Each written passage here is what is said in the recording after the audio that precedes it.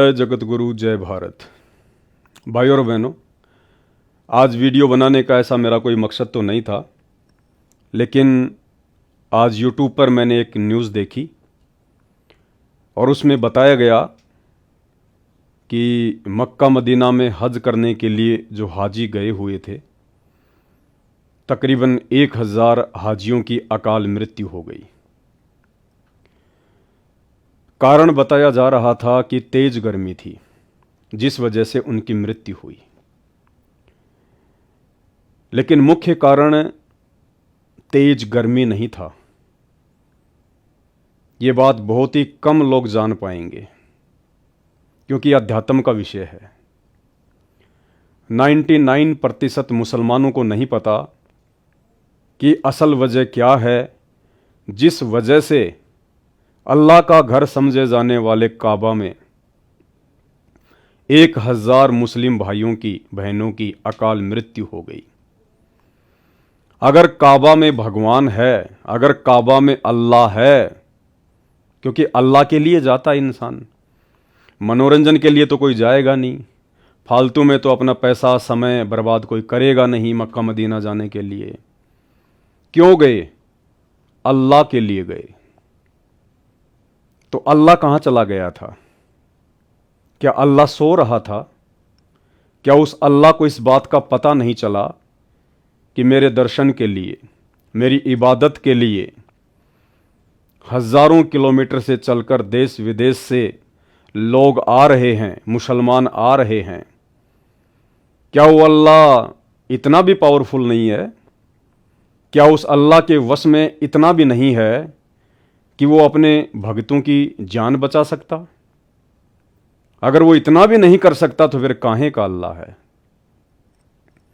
या फिर वर्तमान का मुसलमान समाज जिस काबा में ये सोचकर जाता है कि वहां पर अल्लाह बैठा है, या फिर उन मुसलमानों की सोच ही गलत है। आज का वीडियो मेरा इसी टॉपिक पर है। सारी बातें आपको सबूतों के साथ में बताई जाएंगी। मेरा उसमें 1% भी रोल नहीं होगा।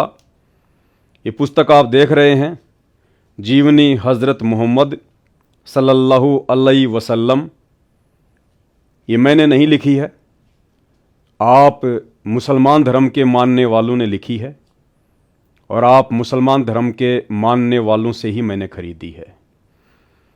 जो बातें इस पुस्तक में हज़रत मोहम्मद जी के विषय में लिखी हुई है, सच्चाई, वो मैं आपके सामने पेश करने जा रहा हूं,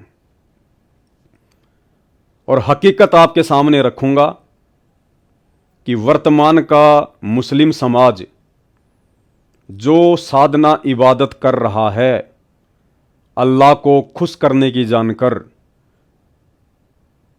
जन्नत में जाने की मानकर, उसके लिए वो चाहे किसी दरगाह पर जाएं, चाहे किसी मज़ार पर जाएं, चाहे वो मक्का मदीना जाएं, वर्तमान के मुसलमान समाज की जो इबादत है, जो भक्ति है, वो 2 कोडी की है। 2 कोडी की क्यों है? क्योंकि वो शास्त्रों के विरुद्ध है। मुसलमान धर्म की खुद की पुस्तकें, कुरान मजीद, कुरान शरीफ, तौरेत, जबूर, इंजल, इन सब के विपरीत है। इसलिए मुसलमान धर्म की वर्तमान की साधना 2 कोडी की है। कुछ भी हासिल नहीं होना सिवाय समय और पैसे की बर्बादी के। मुख्य वजह उन 1000 हाजियों के मरने की गर्मी नहीं, बल्कि उल्टी साधना है, शास्त्रों के विपरीत भक्ति साधना है। और ये सिलसिला चलता रहेगा, ये रुकेगा नहीं, क्योंकि जिसे आप अपना अल्लाह मानकर मक्का मदीना में जाते हैं कि वहां पर अल्लाह मिलेगा, अल्लाह के दीदार होंगे, अल्लाह के दर्शन होंगे, अल्लाह हमसे बड़ा प्रसन्न होगा, दरअसल उस मक्का में अल्लाह नहीं बल्कि शैतान बैठा है। क्योंकि अल्लाह कोई पशु नहीं है, अल्लाह कोई जानवर नहीं है जिसको वहां के मुल्ला मौलवियों ने उस मक्का मदीना में, उस काबा में बांध के रखा हुआ है। अल्लाह यानी भगवान, अल्लाह यानी परमात्मा, अल्लाह यानी गॉड, जिसने पूरी सृष्टि बनाई है, जिसने पूरी कायनात बनाई है, उसको किसी एक जगह मंदिर, मस्जिद, चर्च या गुरुद्वारे में बंद कर रहने की आवश्यकता नहीं है। उसकी शक्ति तो कण कण में व्याप्त है। और आज साक्षात वो अल्लाह, वो पैगंबर स्वयं भारतवर्ष की पावन धरती पर हरियाणा में प्रकट है, आया हुआ है। आज के वीडियो की शुरुआत उसी अल्लाहु अकबर परमपिता परमेश्वर जी के नाम से करते हैं, उनके जयकारे के साथ में करते हैं। अगर आप मुसलमान धर्म से संबंधित हैं, वीडियो को अंत तक जरूर देखना। शॉर्ट में आपको आप ही मुसलमान भाइयों के द्वारा लिखित ये पुस्तक जीवनी हजरत मोहम्मद, इसी से आपको आपके पैगंबर हजरत मोहम्मद जी की पूरी जीवन लीला बताऊंगा। आप वही साधना कर सकते हैं जो साधना आपको आपके पैगंबरों ने बताई, और आपके पैगंबर हजरत मोहम्मद जी ने जिस साधना को करते करते आजीवन तकलीफें उठाई। हजरत मोहम्मद का जीवन किसी नरक से कम नहीं था। जिस अल्लाह की इबादत करते करते हजरत मोहम्मद को सुकून की मौत नहीं मिली, जीवन में कभी सुख शांति नहीं मिली, आप ये कैसे विश्वास करके बैठे हैं कि उसी अल्लाह की इबादत, जिस अल्लाह की इबादत हजरत मोहम्मद जी किया करते थे 1200-1300 वर्ष पहले, वही इबादत आज का मुसलमान 2% भी नहीं कर रहा, 2% भी, तो आप मुसलमानों के साथ और क्या होगा? वही होना था जो मक्का मदीना में 1000 हाजियों के साथ में हुआ था। मेरा मकसद कोई आपके दिल को ठेस पहुंचाने का नहीं है, लेकिन सच्चाई बताने का है। और सच्चाई थोड़ी सी कड़वी जरूर होती है, ठेस जरूर लगती है, लेकिन अगर समझने का प्रयास करेंगे तो बहुत कुछ हासिल भी होगा आपको। तो सबसे पहले उस अल्लाहु अकबर का जयकारा लगाते हैं, उसके बाद आज के वीडियो की शुरुआत करते हैं। परमपिता परमात्मा, सारी सृष्टि के रचनहार, कुल मालिक, असंख्य ब्रह्मांडों के स्वामी, तीनों लोकों में प्रवेश करके सबका भरण पोषण करने वाले राजाधिराज, आत्माधार, नाथों के नाथ, देवों के देव महादेव, सर्वेश्वर महेश्वर, मृत्युंजय, अजरो अमर, आदि अनादि, सनातनी प्रभु, जगत पिता जगदीश्वर, श्री श्री 1008 की उपाधि के वास्तविक अधिकारी, अकाल मूर्त सौद स्वरूपी राम वासुदेव, सर्वगतम ब्रह्म, परम पूज्य, प्रथम पूज्य, परम संत, परम पुरुष, परम धनी, परम दयालु, सत्य कबीर, हक्का कबीर, अल्लाहु कबीर, अल्लाहु अकबर, बाखबर, अल्लाह ताला, जगत के तारणहार, जगत के मुक्तिदाता, जगत के जगन्नाथ, हारे के सहारे, हिंदुओं के राम, मुसलमानों के अल्लाह, सिखों के वाहिगुरु, ईसाइयों के मसीह, दया के सागर दयानिधि, करुणा के सागर करुणानिधि, स्वयंभू परिभू, संकट मोचन, कष्ट हरण, मंगल करण, दुख भंजन, अविगत कबीर, निर्विकार निर्विषम परमात्मा, अलय अलेख सतगुरु, आदि अनादि सतगुरु, असली मर्यादा पुरुषोत्तम, असली राम, असली कृष्ण, असली घनश्याम, असली मुरारी, राजाओं के राजा, महाराजाओं के महाराजा, शहंशाहों के शहंशाह, सम्राटों के सम्राट, भगवानों के भगवान, अल्लाहों के अल्लाह, प्रभुओं के प्रभु, मसीहाओं के मसीह, सच्चे वाहिगुरु, बाबाओं के बाबा, पीरों के पीर, सेठों के सेठ, जगत सेठ, सांवड़ सा सेठ, सर्वगुण संपन्न, अनंत कोटि कलाओं के स्वामी, अनंत कोटि ब्रह्मांडों के नायक, योगियों में महायोगी, ध्यानियों में महाध्यानी, सिद्धों में परम सिद्ध, ज्ञानियों में तत्वज्ञानी, ब्रह्म ज्ञानी, महाज्ञानी, परम ज्ञानी, सर्वश्रेष्ठ ज्ञानी, युवा कबीर, समृद्ध कबीर, असमवात, अमित ओजा, सच्चे रहनुमा, करीम अल्लाह, सुभान अल्लाह, दुनिया के अंतिम पैगंबर, 8 सितंबर 1951 से गांव धनाना, जिला सोनीपत, हरियाणा, भारतवर्ष की पावन भूमि पर प्रकट, परम पूज्य संत शिरोमणि, अल्लाहों के अल्लाह, सतगुरु रामपाल जी परमेश्वर जी के चरण कमल में अनंत कोटि दंडवत प्रणाम। आप सभी मुसलमान भाइयों को अल्लाहु अकबर सतगुरु रामपाल जी परमेश्वर सद्बुद्धि बख्शे कि जो चीज़ आज मैं आपको दिखाने जा रहा हूँ, मेरे पूज्य गुरुदेव भगवान सतगुरु रामपाल जी के आशीर्वाद से आप उस चीज़ को समझ सकें। और समझना केवल इतना ही है कि ये जितने भी धर्म बने हुए हैं, हिंदू, मुस्लिम, सिख, ईसाई, जैनी, बौद्ध, यहूदी, फारसी, मंगोली, दुनिया भर के, ये ना तो मुसलमानों के अल्लाह ने बनाए हैं, ना हिंदुओं के भगवान ने बनाए हैं, ना किसी और ने बनाए हैं। ये जितने भी मनमुखी धर्म हैं, ये धर्म के ठेकेदारों ने बनाए हैं। उन धर्म के ठेकेदारों ने जिनको अपने धर्म की पुस्तकें समझ में नहीं आई। हिंदू धर्मगुरुओं को वेद और गीता समझ में नहीं आई, मुस्लिम धर्म के मुल्ला, मौलवी और काजियों को कुरान शरीफ, तौरेत, जबूर, इंजिल और कुरान मजीद समझ में नहीं आई। अपना मनमुखी फरमान समाज पे थोप दिया, पूरे समाज को जहन्नुम की आग में झोंक दिया। सब के सब शास्त्रों के विरुद्ध भक्ति साधना कर रहे हैं, और जैसा भी उनके भाग्य में, उनके प्रारब्ध में लिखा हुआ है, वैसा ही वो भोग रहे हैं। अन्यथा अल्लाह की शरण में आने के बाद, या अल्लाह का कोई पैगंबर हो, पूर्ण पैगंबर, उसकी शरण में आने के बाद यदि आप उसकी नियम और मर्यादाओं में रहकर उसकी इबादत करते हैं, भक्ति साधना करते हैं, तो अल्लाह तो इतना समर्थ है, वो अपने साधक की मृत्यु को भी टाल सकता है। लेकिन ऐसा ना हिंदू समाज में देखने को मिल रहा है, ना मुस्लिम समाज में देखने को मिल रहा है।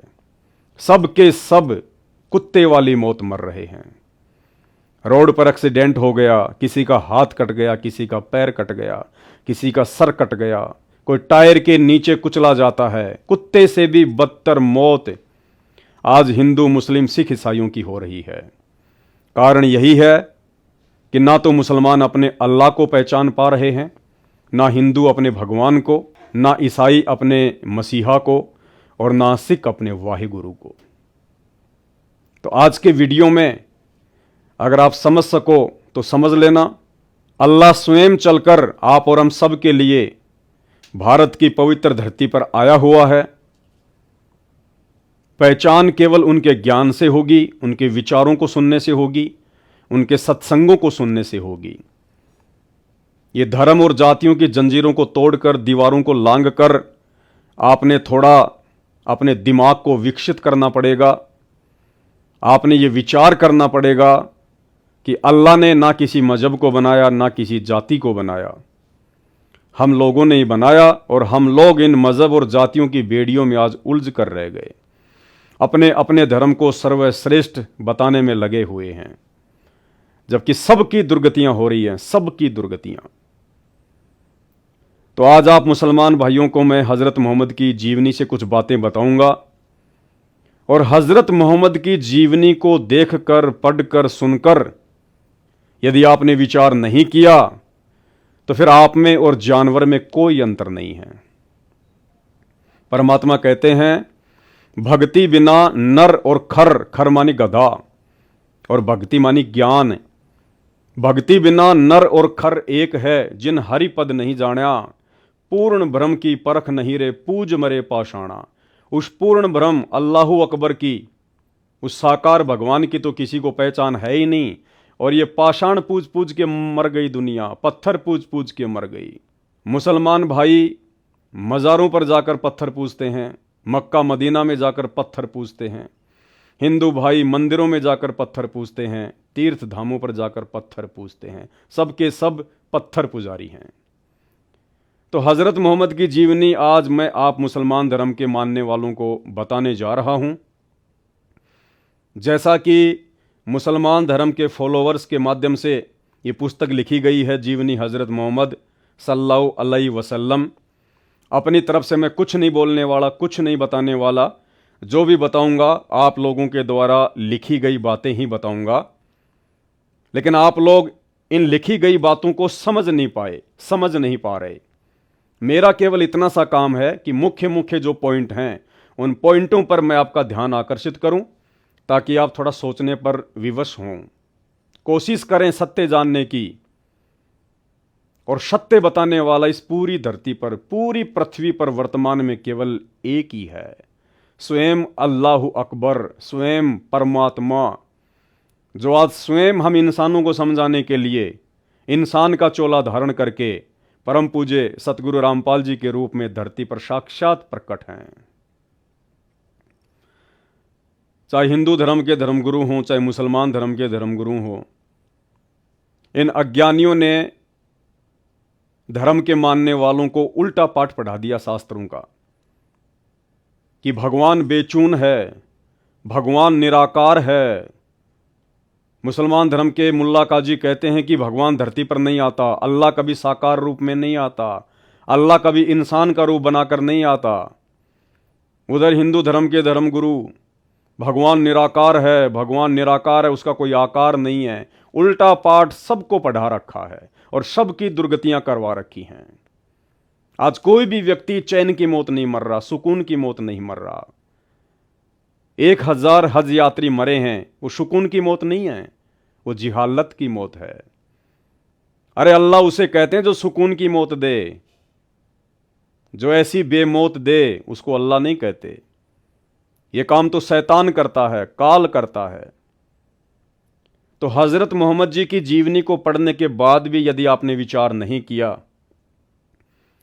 और साक्षात धरती पर प्रकट अल्लाहू अकबर सतगुरु रामपाल जी के यूट्यूब पर जाकर सत्संग नहीं सुने, तो आप लोगों में और जानवरों में रत्ती भर भी अंतर नहीं है। क्योंकि परमेश्वर ने जानवरों से भिन्न हमारे को ये मनुष्य शरीर दिया है।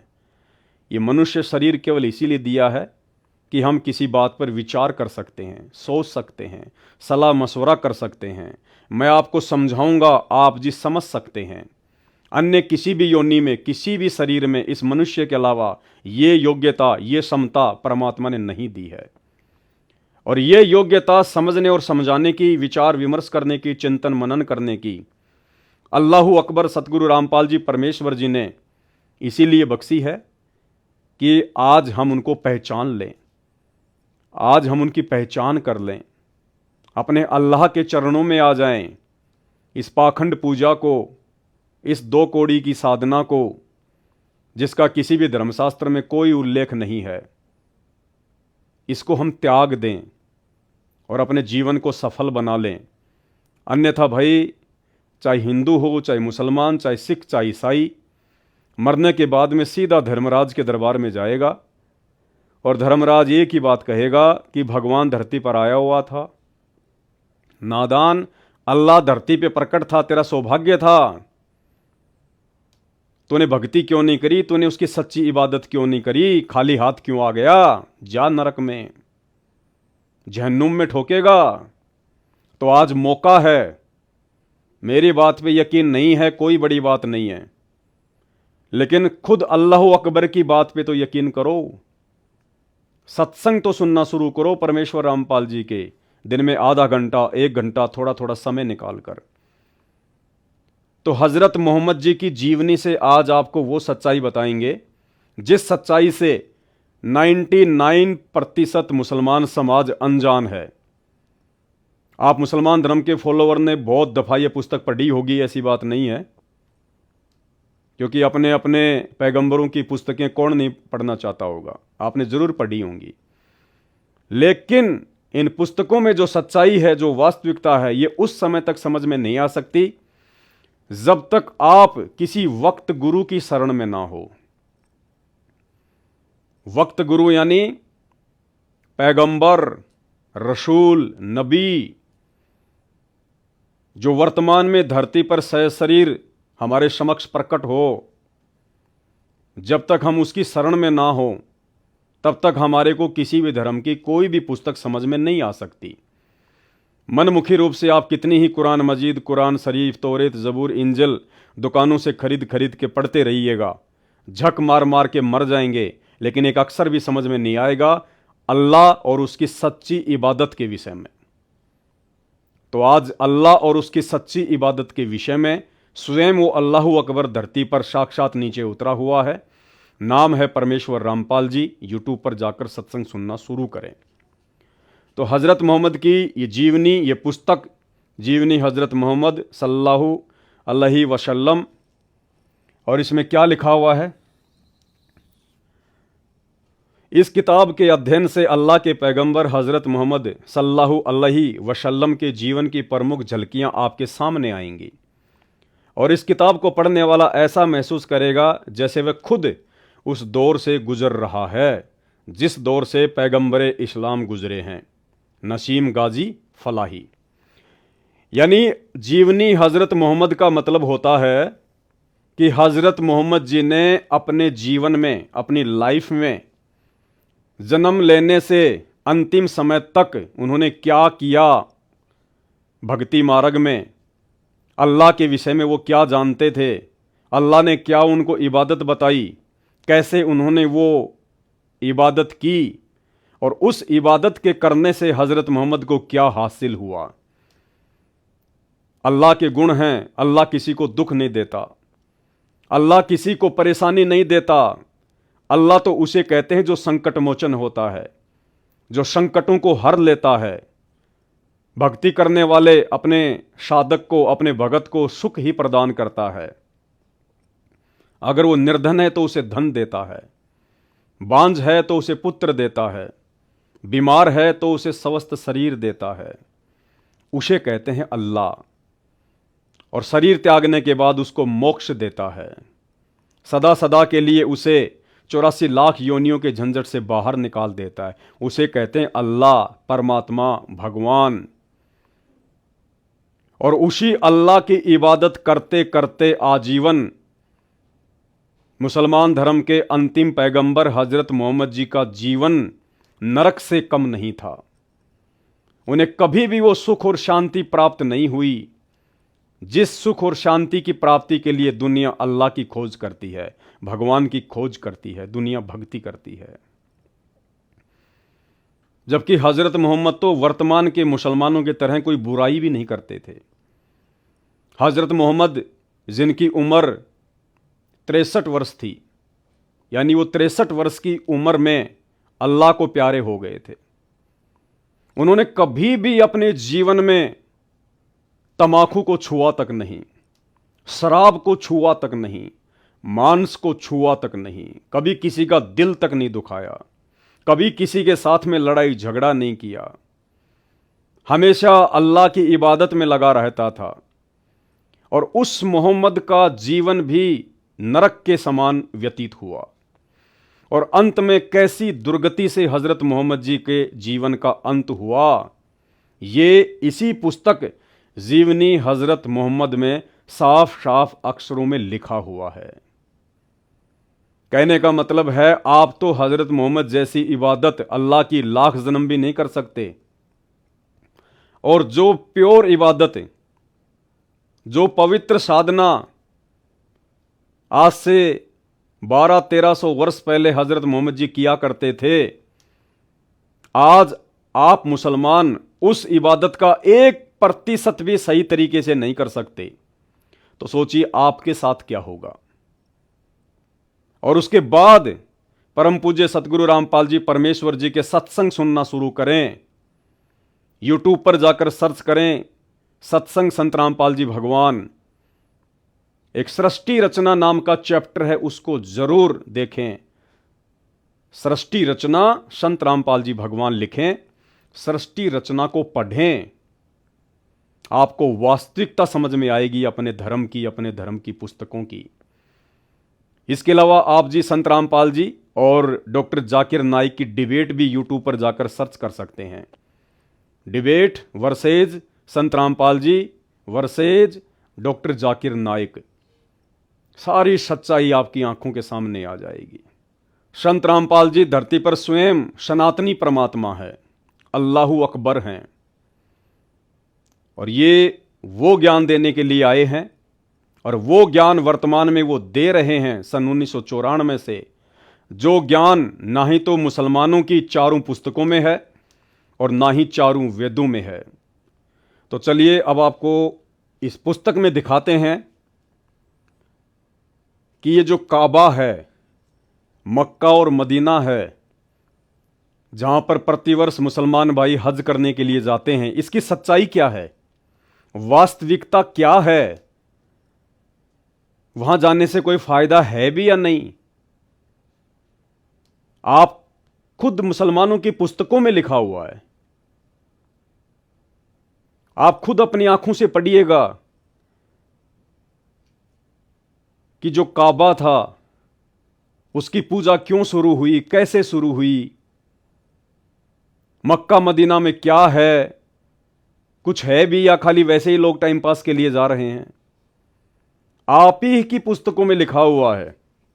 यह देखिएगा। फिर एक बात और थी जिसकी वजह से यह अकीदा और तेजी से फैला। कौन सा अकीदा? काबा में पूजा का अकीदा। काबा में जो पूजा होती है वो कैसे फैली,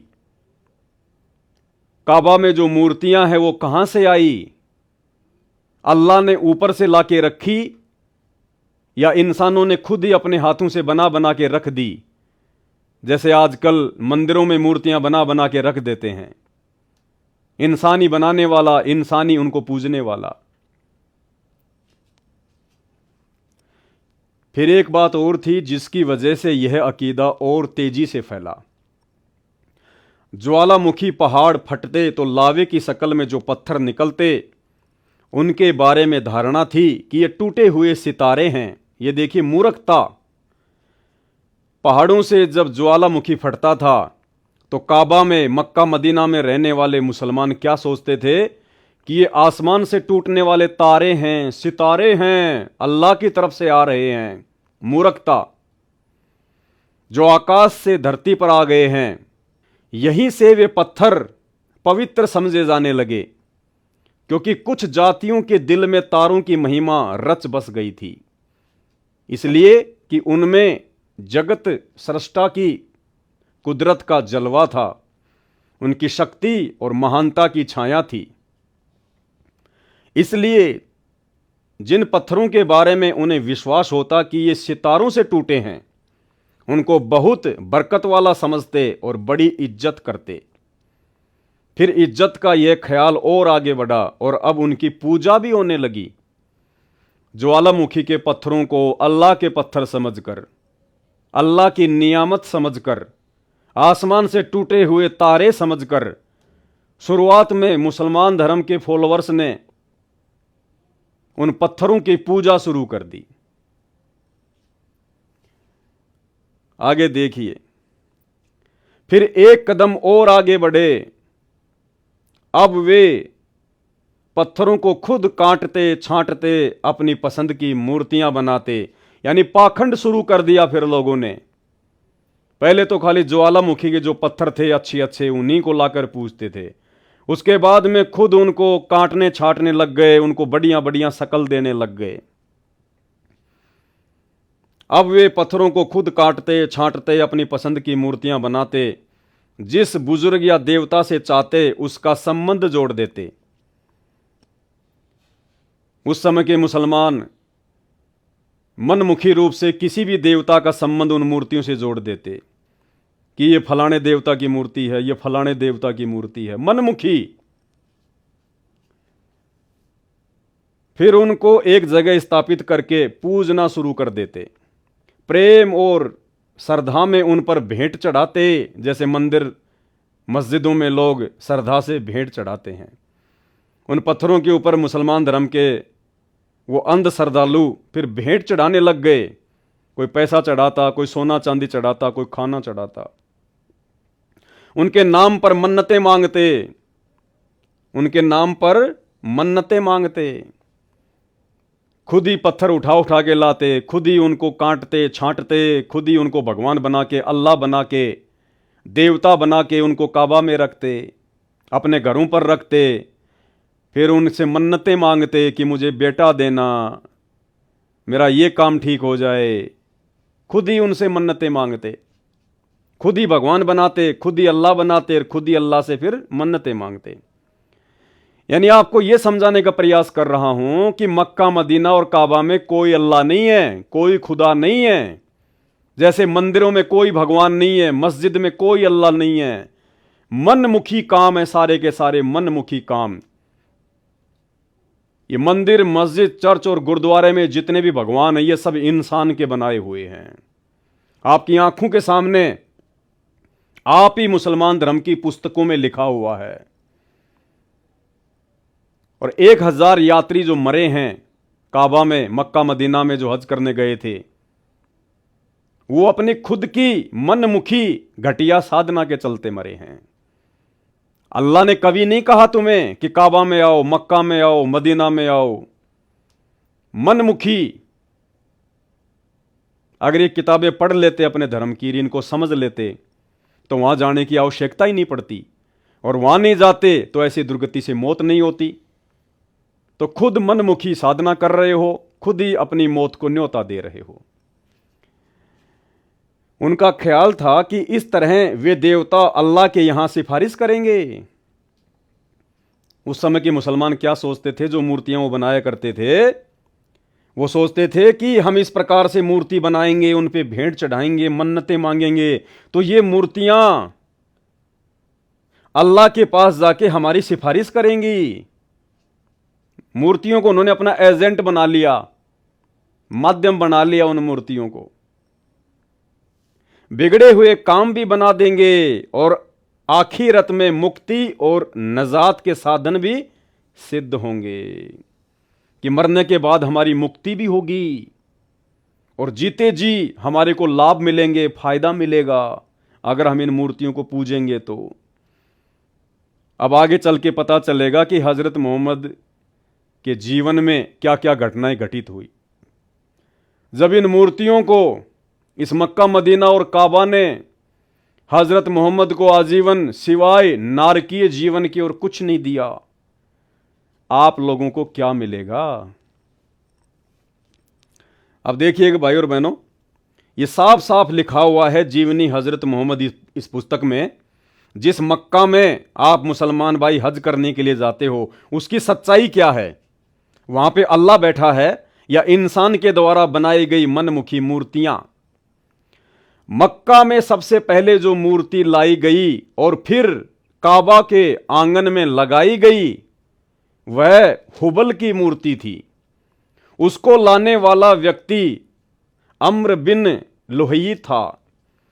यह कहीं सफर कर रहा था, रास्ते में एक जगह से गुजर हुआ, देखा लोग मूर्तियां पूज रहे हैं, उसको बहुत भला मालूम हुआ। उसने कहा एक मूर्ति हमें भी दे दो, हम अपने यहां ले जाएंगे। कहां ले जाएंगे? मक्का में ले जाएंगे, जहां पे आप लोग जाते हो चक्कर लगाने। ये हकीकत है। रास्ते से पड़ा हुआ एक पत्थर, लोगों ने उसकी मूर्तियां बना दी और उस मूर्ति को ये व्यक्ति अमर बिन लुहई खरीद के ले आता है और मक्का मदीना में स्थापित कर देता है, और उस मूर्ति पर देश विदेश के मुसलमान चक्कर लगाने जाते हैं। अब ये अंधश्रद्धा नहीं है तो और क्या है, अंधभक्ति नहीं है तो और क्या है, ये हकीकत आपके सामने है। तो यहां से शुरुआत हुई है मक्का में मूर्तियों की। अब आगे देखिए, हजरत मोहम्मद जी के विषय में ये उनकी जीवनी जो है अब ये शुरू हो जाती है।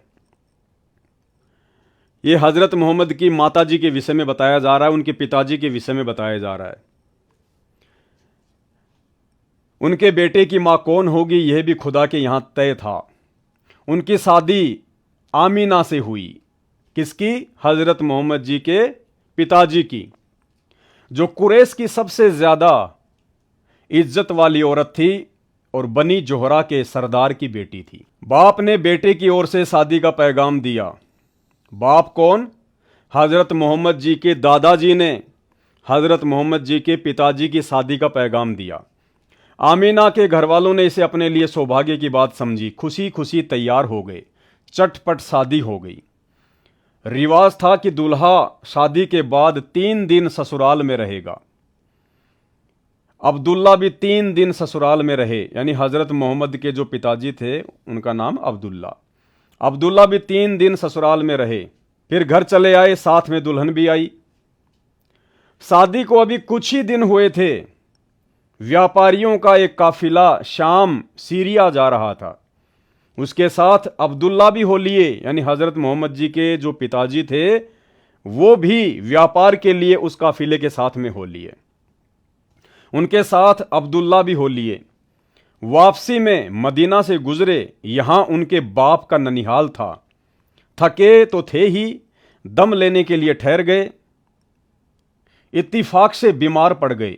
हजरत मोहम्मद जी के पिताजी बीमार पड़ गए। साथियों ने उन्हें वहीं छोड़ दिया और मक्का को चल दिए। वहां पहुंचकर बाप को बीमारी की खबर दी। अब्दुल मुतल्लिब ने बीमारी का हाल सुना तो फौरन अपने बड़े बेटे हारिस को मक्का मदीना दौड़ाया कि वहां जाकर भाई की खिदमत करे और जब अच्छे हो जाएं तो साथ लेकर आ जाएं। लेकिन अफसोस, हारिस ने अपने भाई अब्दुल्ला को ना देखा। हारिस ने अपने भाई अब्दुल्ला को ना देखा। यानी हजरत मोहम्मद जी के जो पिताजी थे उनकी अकाल मृत्यु हुई बीमारी से। मुस्लिम धर्म के पैगंबर हजरत मोहम्मद के वालिद, उनके फादर, उनके पिताजी अब्दुल्ला की जो मौत थी वो बीमारी से हुई, अकाल मृत्यु हुई, जवानी में मृत्यु हुई। और जिस समय मृत्यु हुई उस समय हजरत मोहम्मद अपनी मां के पेट में थे। हजरत मोहम्मद का जन्म भी नहीं हुआ था। यानी पैगंबर अपने बाप का मुंह भी नहीं देख पाया। आगे आगे सुनते जाना, यह केवल शुरुआत है कि जो भक्ति साधना अल्लाह की समझ के हजरत मोहम्मद ने आजीवन की, उनको क्या मिला और वर्तमान के मुसलमान को क्या मिलेगा जो हजरत मोहम्मद जैसी 1% भी साधना नहीं कर रहा है। तो हजरत मोहम्मद जी के पिताजी की अकाल मृत्यु हुई, अब्दुल्ला की। उसके बाद देखिए भाई और बहनों, आगे हजरत मोहम्मद जी की मां, उनकी कैसे मृत्यु हुई। सोहर की तरह आमीना भी रास्ते में बीमार हो गई। आमीना कौन? हजरत मोहम्मद जी की माता। अपने पति की तरह आमीना भी रास्ते में बीमार हो गई। मक्का और मदीना के बीच में गांव है अबवा, वहां पहुंची तो हालात नाजुक हो गई और फिर संभल न सकी।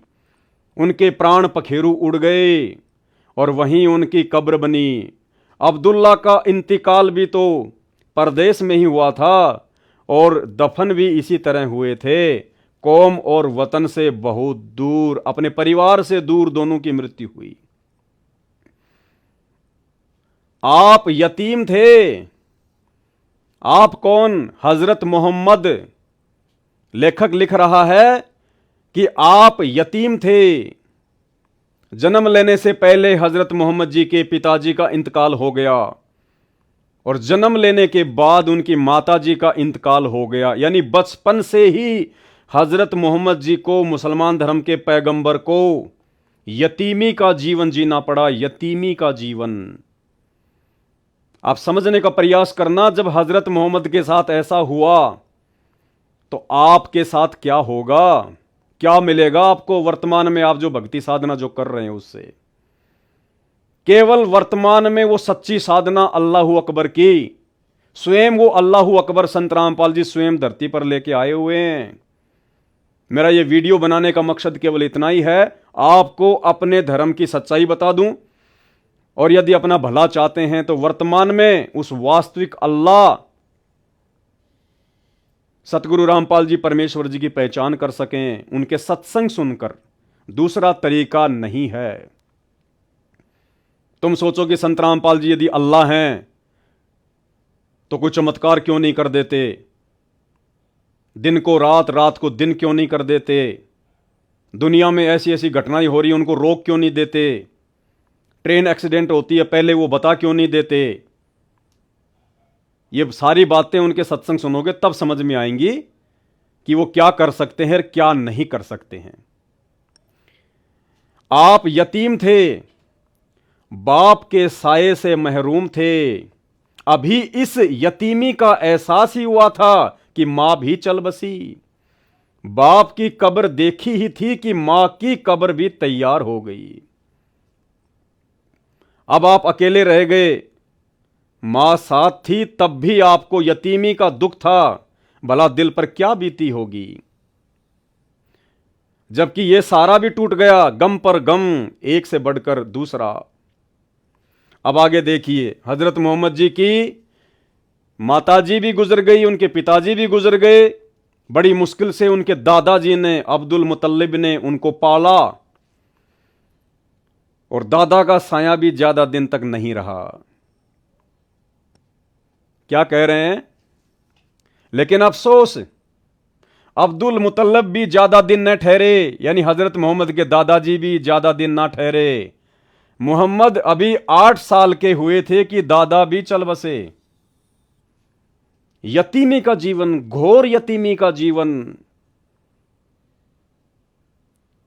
आपके पैगंबर की यह दशा उनके बचपन में, और जो साधना उस पैगंबर ने की अंतिम श्वास तक, उस साधना से उनको क्या मिला? अभी तो उनका जीवन चल रहा है। आगे उनकी जवानी के बारे में बताएंगे, फिर उनकी मृत्यु के बारे में बताएंगे। आप दंग रह जाएंगे कि जिस अल्लाह की इबादत करते करते हजरत मोहम्मद के साथ ऐसा हुआ, तो वर्तमान के मुसलमानों के साथ तो क्या नहीं होगा। मौका है, स्वयं अल्लाह अकबर धरती पर आया हुआ है, सत्संग सुन के विचार कर लेना। दादा भी चल बसे। दादा की मौत पर उनको बड़ा दुख हुआ, वैसा ही दुख जैसा इससे पहले मां बाप की मौत पर हुआ। आगे चलिए भाई और बहनों, इस तरह यह मुबारक काम पूरा हुआ और कुरैश की सबसे बाइज्जत औरत कुरैश के आमीन के घर आ गई। उस समय आपकी उम्र 25 साल 2 महीने 10 दिन की थी और बीवी खदीजा 40 साल की थी। हजरत मोहम्मद के वालिद मर गए, उनकी माताजी मर गई, बाद में उनके दादाजी ने पाला, वो भी मर गए। उसके बाद हजरत मोहम्मद जी के चाचा जी ने उनको पाला, और जब हजरत मोहम्मद जी 25 वर्ष के हुए तो हजरत मोहम्मद की शादी एक खदीजा नाम की औरत से हुई। और वो खदीजा कौन थी? वो 2 बार की पहले बेवा थी, 2 बार वो विधवा हो चुकी थी पहले, और उसकी उम्र कितनी थी? 40 साल। हजरत मोहम्मद की पहली पत्नी खदीजा की उम्र 40 साल और हजरत मोहम्मद की उम्र 25 साल। आगे चलिए भाई और बहनों, इस खदीजा से हजरत मोहम्मद जी को काफी संतानें हुई, बेटे हुए, बेटियां हुई, लेकिन वो भी ज्यादा दिन तक जिंदे ना रह सके। अल्लाह के नबी के साथ ऐसा हुआ, लेकिन अल्लाह ने कोई मदद नहीं करी, क्योंकि हजरत मोहम्मद जिसे अपना अल्लाह समझ के इबादत कर रहा था, वो अल्लाह नहीं था, वो शैतान था। शैतान, हिंदू धर्म में जिसको काल कहते हैं। और यह बात आपको उस समय समझ में आएगी जब आप यूट्यूब पर जाकर सर्च करेंगे, सृष्टि रचना संत रामपाल जी भगवान। ये काल कौन है? ये शैतान कौन है? ये क्यों अपने द्वारा भेजे गए पैगंबर और अवतारों के साथ भी ऐसा मजाक करता है? हजरत मोहम्मद को संतानें प्राप्त हुई खदीजा से, और उसके बाद क्या हुआ? लेकिन ये मुबारक घड़ियां और खुशी के दिन जल्द ही खत्म हो गए। आपके सब बेटे एक एक करके अल्लाह को प्यारे हो गए। अरे बाप की आंखों के सामने बेटे मर जाएं तो उस बाप के दिल पे क्या गुजरती होगी। और हजरत मोहम्मद के जितने भी बेटे थे, हजरत मोहम्मद जी की आंखों के सामने मर गए, युवा अवस्था में मर गए। क्या बीती होगी आपके पैगंबर के ऊपर? क्या अल्लाह इतना निर्दयी होता है जो अपने पैगंबर के परिवार की भी सार संभाल नहीं कर सकता, जो अपने पैगंबर को सुख सुविधा नहीं दे सकता, जो अपने एक पैगंबर का ख्याल नहीं रख सकता? वो अल्लाह फिर वर्तमान के मुसलमानों का क्या ख्याल रखेगा? तो हजरत मोहम्मद के पुत्र उनकी आंखों के सामने अकाल मौत मरे। ये जीवन चरित्र आपको पढ़ा रहा हूं हजरत मोहम्मद जी का, आप ही मुसलमान भाइयों के हाथों से लिखित है। ये विचार कर लेना, जिस अल्लाह की हजरत मोहम्मद इबादत कर रहा था, उस अल्लाह ने हजरत मोहम्मद के साथ भी कैसे कैसे मजाक किए। कासिम, तैयब और ताहिर सब अल्लाह से जा मिले, जख्म पर जख्म लगते रहे, लेकिन आप सब्र करते रहे। और करे भी क्या? करे भी क्या? हज़रत मोहम्मद जी के हाथ में तो कुछ था नहीं कि अपने बच्चों को जीवित कर देते। अल्लाह उनकी सुन नहीं रहा था, क्योंकि हज़रत मोहम्मद अल्लाह की इबादत कर ही नहीं रहा था, वो तो शैतान की इबादत कर रहा था। उसे पता ही नहीं था अल्लाह कौन है। शैतान ने उसको मोहरा बनाया। ये सच्चाई संत रामपाल जी के सत्संग सुनने से कट टू कट समझ में आएगी। बचपन में तो यतीमी का दुख उठाया, बड़े हुए तो अपने जिगर के टुकड़ों का गम सहन करना पड़ा। आपकी बेटियां ही शेष रह गई जो चार थी, जैनब, रुक्या, उम्मे कुलसुम और फातिमा। केवल 4 बेटियां बच गई। तीनों बेटे हजरत मोहम्मद के शैतान को प्यारे हो गए, जिसे वे अपना अल्लाह समझ रहे थे। अब आगे हजरत मोहम्मद अल्लाह की प्राप्ति के लिए हीरा नाम के पहाड़ की गुफा में जाके बैठ जाया करते थे, समाधि लगाया करते थे, ध्यान लगाया करते थे। और आप मुसलमान ये कहते हैं ना कि हजरत मोहम्मद जी के ऊपर आयतें नाजिर हुई, अल्लाह ने हजरत मोहम्मद के ऊपर आयतें उतारी। वो अल्लाह हजरत मोहम्मद जी को मिला, अल्लाह ने ये कुरान शरीफ का ज्ञान दिया, बिल्कुल दिया, लेकिन वो अल्लाह नहीं था, वो शैतान था, वो काल था। अरे भगवान अगर किसी को मिलता है तो कितना सुख देता है। भगवान, परमात्मा, अल्लाह, इस नाम को लेने से ही कितना सुकून मिलता है। और अगर वो अल्लाह खुद अगर अपने पैगंबर के सामने आ जाए या आज आप लोगों के सामने आ जाए तो आप लोगों का कैसा रिएक्शन होगा? आप डरेंगे? आपके उस अल्लाह को देखते ही पसीने आ जाएंगे? या फिर आप खुशी से झूम उठेंगे? क्योंकि अल्लाह हमारी आत्मा का पिता, हमारी रूह का मालिक, उसको देख के तो खुशी होनी चाहिए। लेकिन हजरत मोहम्मद की क्या हालत हो गई, जिसे वो अल्लाह समझ रहा था, जब वो अल्लाह उसके पास आया कुरान शरीफ का ज्ञान देने के लिए, आयतें उतारने के लिए, हजरत मोहम्मद की क्या हालत हुई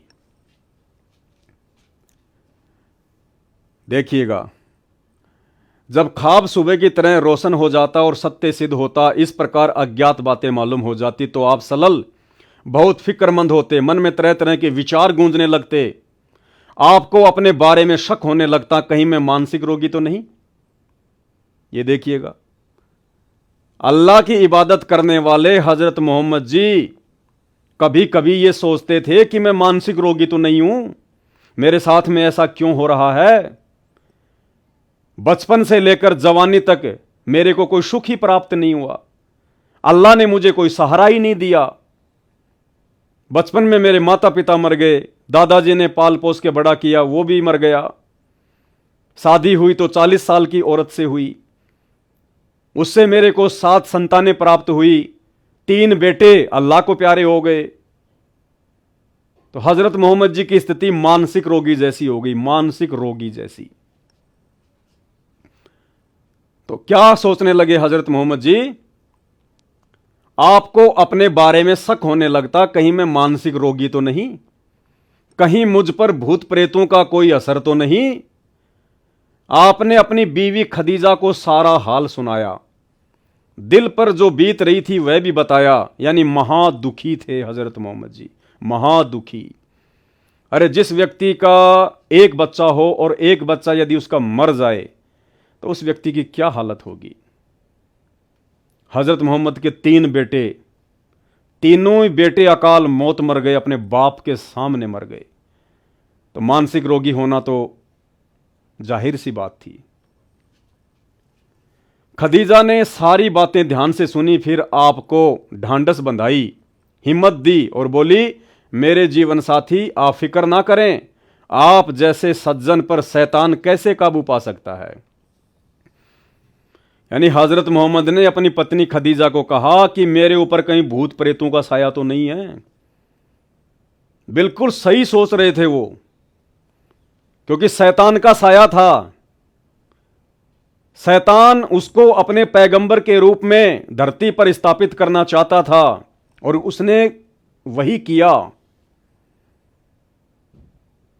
स्वयं हजरत मोहम्मद जी इस बात को स्वीकार कर रहे हैं, लेकिन उसकी बीवी ने, खदीजा ने उसको हिम्मत दी और कहा कि आप जैसे भले आदमी के ऊपर शैतान का साया कैसे हो सकता है। आगे देखिए, इस तरह रमजान के कुछ दिन बीत गए। एक दिन आप सल्लल्लाहु यानी हजरत मोहम्मद गुफा में आराम कर रहे थे, हीरा की गुफा में। सुबह का सुहाना समय था। अचानक एक फरिश्ता दिखाई दिया, बहुत ही खूबसूरत और हसीन फरिश्ता। हाथ में हसीन रेशम का एक टुकड़ा भी था। और वो फरिश्ता क्या बोला हजरत मोहम्मद से? पढ़ो। अब हजरत मोहम्मद तो अनपढ़ था, उसको अक्षर ज्ञान नहीं था, लेकिन फरिश्ता बोला इसको पढ़ो। आप सल्लल्लाहु यानी हजरत मोहम्मद घबरा गए।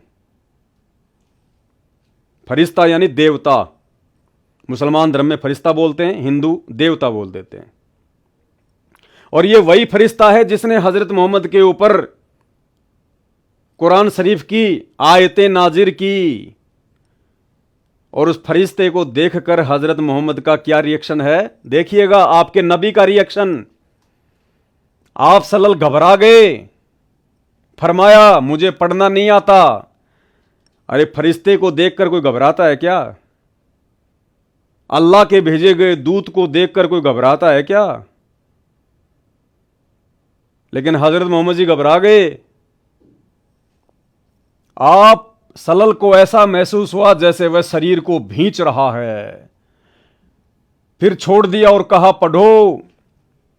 उस फरिश्ते ने हजरत मोहम्मद के शरीर को दबाया और कहा इसको पढ़ो। अल्लाह ऐसा करता है क्या? अल्लाह अपने चाहने वालों के साथ ऐसा करता है? ऐसा तो शैतान करता है, जो कर रहा था। हजरत मोहम्मद ने फिर फरमाया मुझे पढ़ना नहीं आता भाई, मुझे पढ़ना नहीं आता। फिर आप हजरत मोहम्मद को महसूस हुआ जैसे वह शरीर को भींच रहा है। फिर छोड़ दिया और कहा पढ़ो। ऐसा 2-3 बार किया, दबा दबा के कह रहा पढ़ पढ़। आप सल्लल्लाहु को अंदेशा हुआ कि वह फिर शरीर को भींचेगा और इस बार और जोर से भींचेगा। डर गए हजरत मोहम्मद जी। 2-3 बार तो भींच दिया था, सोचा अब की बार ये और जोर से भींचेगा, कहीं मर ना जाऊं। जैसे उसी शैतान ने महाभारत के मैदान में जब अर्जुन ने युद्ध करने से मना कर दिया, तो वो शैतान श्री कृष्ण जी के शरीर में प्रवेश करके और उसने अपना विराट रूप दिखाया,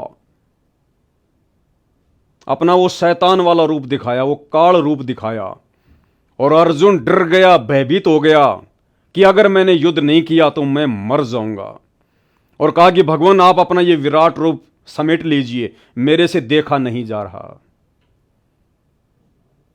हिंदू धर्म में उसको काल कहते हैं, मुसलमान धर्म में उसको शैतान कहते हैं, वो एक ही है। फिर आप सल्लल्लाहु को महसूस हुआ जैसे वह शरीर को भींच रहा है। फिर छोड़ दिया और कहा पढ़ो। आप सल्लल्लाहु को अंदेशा हुआ वह फिर शरीर और भींचेगा और इस बार और जोर से भींचेगा। तो हजरत मोहम्मद ने डरते हुए कहा क्या पढ़ूं, क्या पढ़ना है? बोला पढ़ो अपने रब के नाम से जिसने पैदा किया इंसान को खून की फुटकी से। पढ़ो तुम्हारा मेहरबान रब ही है जिसने कलम से सिखाया इंसान को, वह कुछ सिखाया जो उसे मालूम न था। फरिश्ते के बताने पर आप हजरत मोहम्मद ने पढ़ा, पढ़ते ही याद हो गया, चित्त पर अंकित हो गया। यानी उस शैतान की शक्ति से, उस फरिश्ते की शक्ति से उस अनपढ़ हजरत मोहम्मद जी के दिल में, उनके अंतःकरण में जो वो पढ़ाना चाह रहा था वो अंकित हो गया। फिर फरिश्ता चला गया। आप सल्लल्लाहु यानी हजरत मोहम्मद उठ खड़े हुए और क्या हुआ? भय से दिल बैठा जा रहा था। अरे मुसलमान भाइयों विचार कर लेना, नहीं तो हजरत मोहम्मद से भी बुरी बनेगी आने वाले समय में जो भक्ति साधना तुम कर रहे हो। अल्लाह या अल्लाह का फरिश्ता अगर किसी से मिलने आएगा तो ये हालत होती है क्या इंसान की? घबरा गया, पसीना पसीना हो गया, डर के मारे बेचैन हो गया। अरे भगवान तो खुशी देता है, भगवान को देख के तो प्रसन्नता होती है, दिल झूम उठता है, दिल गार्डन गार्डन हो जाता है। और जिसे तुम अल्लाह कहते हो वो अल्लाह जब तुम्हारे हजरत मोहम्मद को मिला तो तुम्हारे पैगंबर का ये हाल हो उठा, तो तुम्हारा क्या होगा अगर आ गया तो? भय यानी डर से दिल बैठा जा रहा था, घबराहट से चेहरा उतरा हुआ था। यह हालत बताई जा रही है हजरत मोहम्मद की। आप मुसलमान धर्म भाइयों की पुस्तक में लिखा हुआ है, घबराहट से चेहरा उतरा हुआ था। आप सहमी सहमी निगाहों से गुफा में हर तरफ देखने लगे कि कहीं गया या नहीं गया। सहमी सहमी नजरों से हजरत मोहम्मद देखने लगा कि यहीं है या गया, कहीं कहीं यहीं तो नहीं है। डर के मारे कि दोबारा मेरी आंखों के सामने ना आ जाए वरना मर ही जाऊंगा। आप सहमी सहमी निगाहों से गुफा में हर तरफ देखने लगे। हैरानी और घबराहट की हालत थी। दिल ही दिल में सोचने लगे, अभी मुझसे किसने बातें की हैं? कौन मुझे पढ़ाकर चला गया? पागलों जैसा रिएक्शन। अभी मुझसे किसने बातें की? कौन मुझे पढ़ा के चला गया? अरे अगर अल्लाह होता तो अल्लाह आराम से आता, प्यार से आता, प्रेम से आता कि बैठो हजरत मोहम्मद, मैं तुम्हारे लिए ऊपर से संदेशा लेके आया हूं। यह संदेशा तुम सभी मुसलमानों को बताना, सबका आत्म कल्याण होगा। आराम से उसको पढ़ाता। नहीं पढ़ना आता तो परमात्मा तो 1 सेकंड में बुद्धि दे दे, 1 सेकंड में परमात्मा अक्षर ज्ञान दे दे, 1 सेकंड में आराम से उसको ज्ञान देता, उसको समझाता, प्रेम से बातें करता, खुशी खुशी वार्तालाप होती। लेकिन यहां देखो क्या हाल हो गया हजरत मोहम्मद का। फिर तेजी से गुफा से बाहर आए, डर के मारे तेजी से गुफा से बाहर आए। अब आप हजरत मोहम्मद पहाड़ की घाटियों से गुजरने लगे। पूरा शरीर थर थर कांप रहा था। यह हालत होती है क्या जब अल्लाह मिलता है? तो फिर भाई क्यों तुम ये भक्ति कर रहे हो? मुसलमान भाइयों, क्यों तुम ये इबादत कर रहे हो? आज जो भी मुसलमान भाई इबादत कर रहा है, भक्ति कर रहा है, मक्का मदीना मज़ारों पे, दरगाहों पे जहां भी जा रहा है, अरे यही तो सोच के जा रहा है कि मरने के बाद मैं अल्लाह के पास जाऊंगा, मुझे अल्लाह मिलेगा।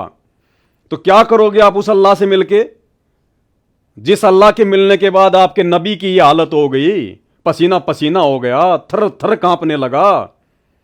तो ऐसे अल्लाह को देख के आपका कलेजा नहीं फट जाएगा क्या? जब आपके नबी का कलेजा फटने को हो गया, थर थर कांपने लगा, तो भाई आप लोग अगर उस अल्लाह को देखोगे तो आपके साथ क्या होगा? अब देखते जाना आगे आगे आप ये राम कहानी। पूरा का पूरा मुसलमान समाज अंध भक्ति कर रहा है, अंध भक्ति, धूल में लट लग रहा है। शास्त्रों के अनुसार कोई भक्ति साधना नहीं है। पूरा शरीर थर थर कांप रहा था। दिल में बार बार ख्याल आता कि शुरू में जो सौपन दिखाई दिए वे तो बिल्कुल सच्चे निकले। उनसे बहुत सी नई नई बातें मालूम हो गई। जिस चीज की तलाश थी वह खुलकर सामने आ गई। लेकिन वह कौन था जो अभी यहां खड़ा था? वह कौन था जो पढ़ने के लिए कह रहा था? कुछ याद ही नहीं, कुछ याद ही नहीं हजरत मोहम्मद को। कौन था, कैसे मेरे को पढ़ा रहा था, क्यों आया था, कहां गया, बैकी बैकी बातें। अचानक एक आवाज आई, मोहम्मद। आप हजरत मोहम्मद चौंक पड़े। घबरा कर सिर ऊपर उठाया, देखा तो वही फरिश्ता आदमी की सूरत में खड़ा था। वह पुकार पुकार कर कह रहा था, मोहम्मद तुम अल्लाह के रसूल हो और मैं जिब्रील हूं। कौन था वो? जिब्रील नाम का फरिश्ता, जिब्रील नाम का देवता। और क्या बोला? मोहम्मद तुम अल्लाह के रसूल हो और मैं जिब्रील हूं। आप हजरत मोहम्मद की घबराहट और बढ़ी। ये लो जी, आदमी की सूरत में वो फरिश्ता फिर से आ गया और हजरत मोहम्मद से क्या कह रहा है? कि मोहम्मद तुम अल्लाह के रसूल हो और मैं जिब्रील हूं। ये तो अच्छी बात थी। अरे कोई व्यक्ति आपके सामने अचानक से प्रकट हो जाए और आपको कहे कि आप अल्लाह के रसूल हो, आप अल्लाह के नबी हो, तो आपको घबराहट होगी या आपको खुशी होगी कि अल्लाह ने मुझे मीडिएटर बनाया है, अल्लाह ने मुझे रसूल बनाया है। रसूलों को पूरी दुनिया पूजती है, पूरा मुसलमान पूजता है, अल्लाह ने मुझे रसूल बनाया है। आप खुश होंगे या फिर थर थर कांपेंगे? तो जिब्रील ने कहा कि मोहम्मद तुम अल्लाह के रसूल हो और मैं जिब्रील हूं। और यह सुनकर हजरत मोहम्मद की हालत क्या हो गई? आप सलल की घबराहट और बढ़ गई, और ज्यादा भयभीत हो गया ये सुन के, क्योंकि हजरत मोहम्मद को एहसास हो गया था कि कोई अल्लाह वल्लाह का रसूल नहीं, ये कोई और ही बला है जो मुझे परेशान कर रही है। डर के मारे रोंगटे खड़े हो गए। देखो भाइयों, आप ही मुसलमान भाइयों ने लिख रखा, मैं तो खाली पढ़ा रहा हूं, केवल इतना सा काम है, अपनी तरफ से मैं कुछ नहीं बोल रहा। डर के मारे रोंगटे खड़े हो गए ये सुनकर कि आप अल्लाह के रसूल हो। तुम जिस रसूल को यह सोचकर पूज रहे हो, मानते हो कि अल्लाह का रसूल था, अल्लाह का रसूल था, कोई उसके बारे में दो बातें बोल देता तो तुम लोग निकाल के तलवार खड़े हो जाते हो। और खुद हजरत मोहम्मद की क्या हालत हो गई जब उनको यह पता चला कि मैं अल्लाह का रसूल हूं। जब हजरत मोहम्मद को यह पता चला कि मैं अल्लाह का रसूल हूं तो वो डर गया, रोंगटे खड़े हो गए, भयभीत हो गया।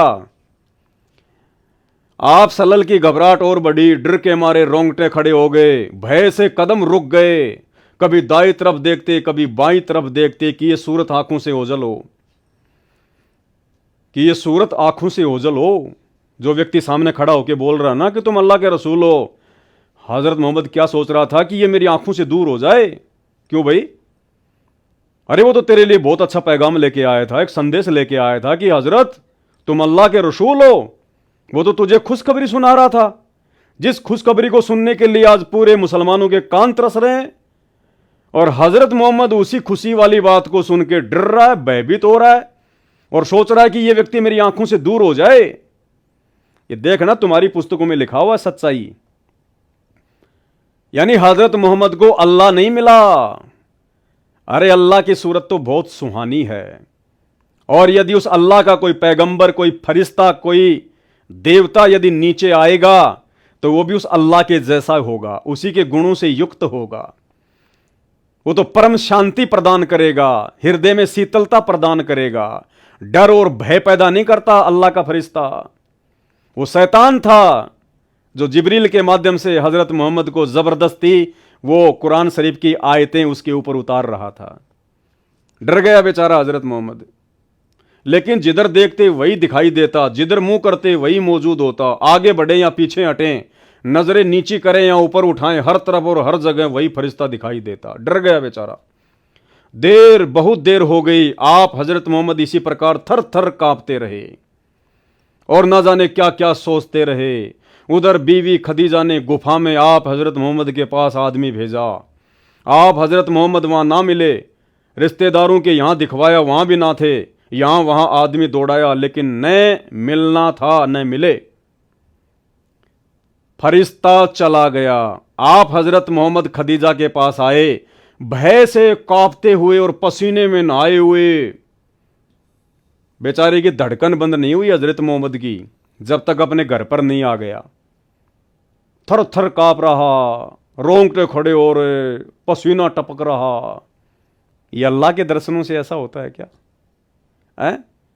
अरे कौन देखना चाहेगा उस अल्लाह की शकल? कौन देखना चाहेगा उस अल्लाह के फरिश्तों की शकल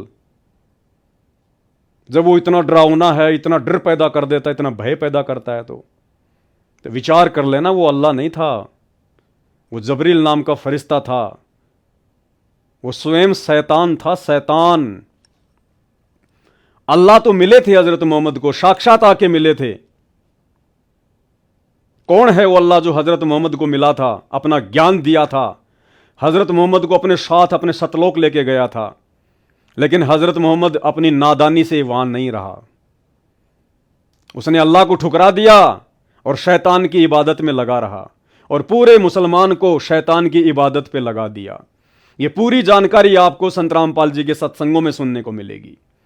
यूट्यूब पर जाकर सर्च करें सृष्टि रचना संत रामपाल जी भगवान। फरिश्ता चला गया, आप सलल खदीजा के पास आए, भय से कांपते हुए और पसीने में नहाए हुए आते ही फरमाया, क्या बोले?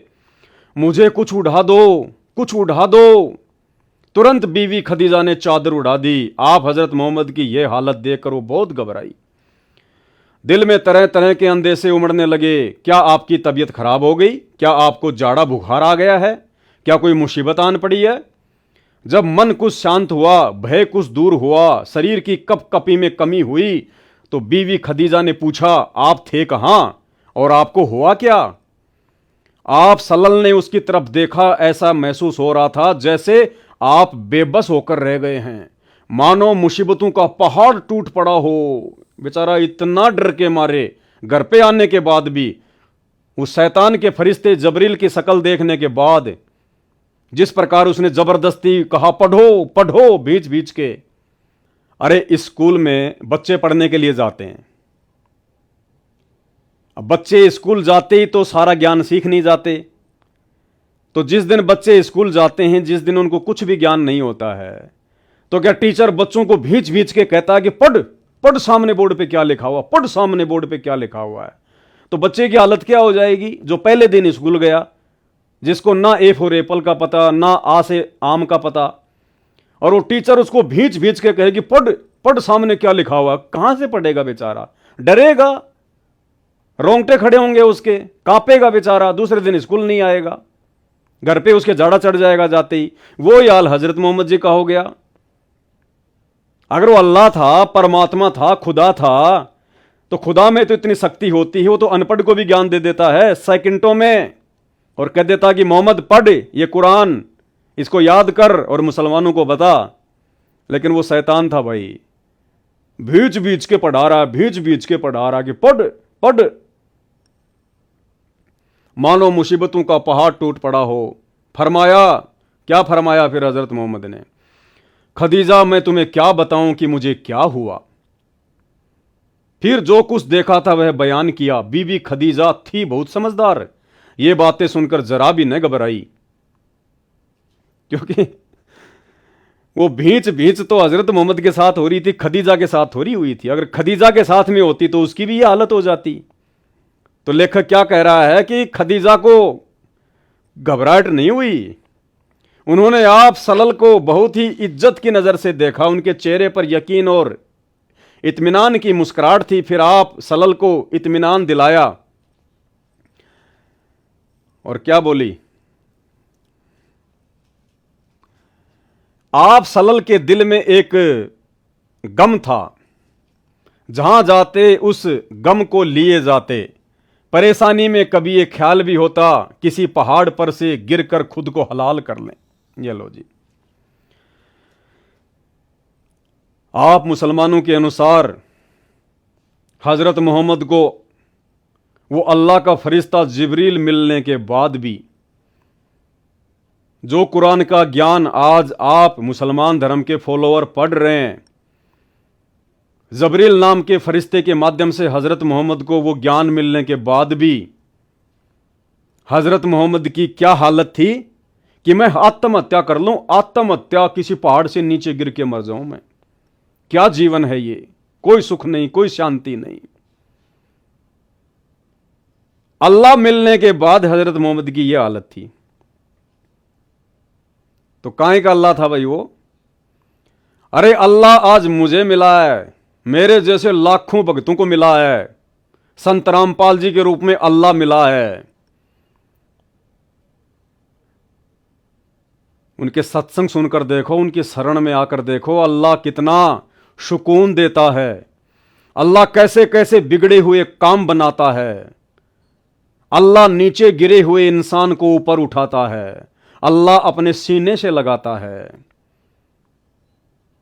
वो अल्लाह सतगुरु रामपाल जी भगवान जिसने लाखों को जीवन दान दिया है, बांझ को पुत्र दिए हैं, निर्धन को माया दी है, रोगी को स्वस्थ शरीर दिए हैं, जिन्हें सादे रोगों को पीजीआई, एम्स, अपोलो जैसी हॉस्पिटलें डिक्लाइन कर चुकी थी कि हमारे पास कोई इलाज नहीं है, मरना शेष है आपका, आज वो घोड़े की तरह दौड़ रहे हैं संत रामपाल जी से उपदेश लेने के बाद।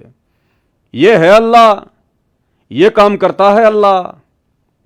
अल्लाह बिगड़े हुए काम बनाता है। अल्लाह आत्महत्या करने की सोचने वालों को नया जीवन देता है। और यहां हजरत मोहम्मद जी को आप लोगों के अनुसार अल्लाह मिलने के बाद भी, अल्लाह का फरिश्ता मिलने के बाद भी, कुरान शरीफ का ज्ञान मिलने के बाद भी वो आत्महत्या करने की सोच रहा है, मरने की सोच रहा है। कौन सोचेगा मरने की? महादुखी इंसान, महादुखी। भाई और बहनों, आपका सौभाग्य है, आपको ये सच्चाई देखने और सुनने को मिल रही है। अगर जरा भी समझ रखते हो, जरा भी समझ, तो उस अल्लाहु अकबर सतगुरु रामपाल जी के सत्संग सुनना शुरू कर देना यूट्यूब पर। परेशानी में कभी ये ख्याल भी होता किसी पहाड़ पर से गिरकर खुद को हलाक कर लें, इस तरह गम से छुटकारा मिल जाएगा। अरे भगवान मिलने के बाद तो जीवन में नई उमंग आनी चाहिए कि भक्ति करेंगे, दुनिया को समझाएंगे, परमात्मा की गुणगान करेंगे, परमात्मा की महिमा करेंगे, अल्लाह के नाम को जन जन तक पहुंचाएंगे। एक नई खुशी आदमी के चेहरे पर आ जाती है, मरा हुआ आदमी जिंदा हो जाता है। और यहां हजरत मोहम्मद जी आत्महत्या का उपाय सोच रहे हैं कि मैं मर जाऊं, पहाड़ से गिरकर मर जाऊं, इस जीवन से अच्छा तो आत्महत्या कर लूं। तो उसको अल्लाह नहीं मिला था, उसको शैतान मिला था।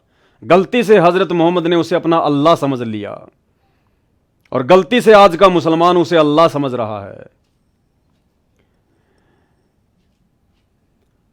इससे अंदाजा लगाया जा सकता है कि आपका दिल कितना बेचैन और गम से परेशान रहा होगा। खुद लेखक लिख रहा है कि हजरत मोहम्मद की क्या हालत रही होगी। आप सलल के दिल पर कैसी चोट थी, मन में कितनी चुभन थी, दिमाग पर कितना बोझ था, वह का रुक जाना आपके लिए कितना असहनीय था। शायद रब ने मुझे छोड़ दिया। हजरत मोहम्मद जी सोच रहे हैं कि शायद अल्लाह ने मेरे को छोड़ दिया। यह विचार कर चूमता हुआ तीर था। एक दिन आप सलल कहीं से गुजर रहे थे, अचानक आकाश से आवाज आई। सिर उठाकर देखा तो वही फरिश्ता, वही जबरील जो कभी हीरा की गुफा में आया था, आकाश में कुर्सी पर बैठा था। हजरत मोहम्मद को वो जबरील नाम का फरिश्ता आकाश में एक चेयर पर बैठा हुआ दिखाई दिया। फरिश्ते को देखते ही आप हजरत मोहम्मद हिलने लगे। हिल गया बेचारा हजरत मोहम्मद कि फिर से आफत आ गई, फिर से आ गया परेशान करने के लिए। हिलने लगे, कांपने लगे और लरजने लगे। पहली बार भी आपका शरीर कांप रहा था।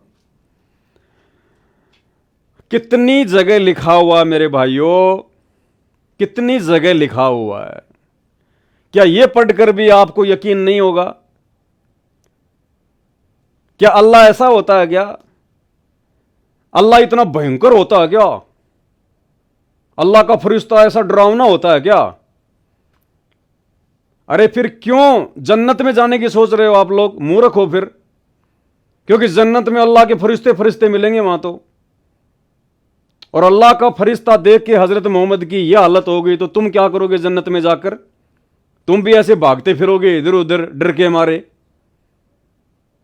ये खुद जीवनी में लिखा हुआ है। नहीं भगवान या भगवान का फरिश्ता, कोई देवता, खुशी होनी चाहिए कि महाराज दोबारा कब आओगे। हे महाराज, हमें आपका इंतजार रहेगा, आप फिर से कब आओगे। आपको देख के बड़ा सुकून मिलता है, आपकी बातों में बड़ा आनंद आता है, आप फिर कब आओगे मुझसे मिलने। और यहां जैसे ही वो जबरील दोबारा मिलने आया, हजरत मोहम्मद फिर से कांपने लग गया, बेचारा डरने लग गया। फरिश्ते को देखते ही आप सलल हिलने लगे, कांपने लगे, लरजने लगे। लरजने का मतलब होता है बस बेहोश होके गिर जाऊं अभी। अब आगे आपको बताएंगे इसमें, अब आगे का जीवन भी देखिए। यहां तक तो आपने देख लिया, हजरत मोहम्मद को अल्लाह और अल्लाह का फरिश्ता जबरील मिला, वहां तक की पूरी हिस्ट्री आपके सामने आ गई। पैदा नहीं हुए उससे पहले तो नबी का बाप मर गया, पैदा हुआ उसके बाद उनकी मां मर गई, यतीमी का जीवन। 8 साल का था तो दादाजी मर गया, चाचा ने पाल पोस के बड़ा किया, 25 साल का हुआ तो 40 साल की 2 बार विधवा औरत खदीजा से शादी हुई। खदीजा से 7 बच्चे हुए, 4 लड़कियां 3 लड़के।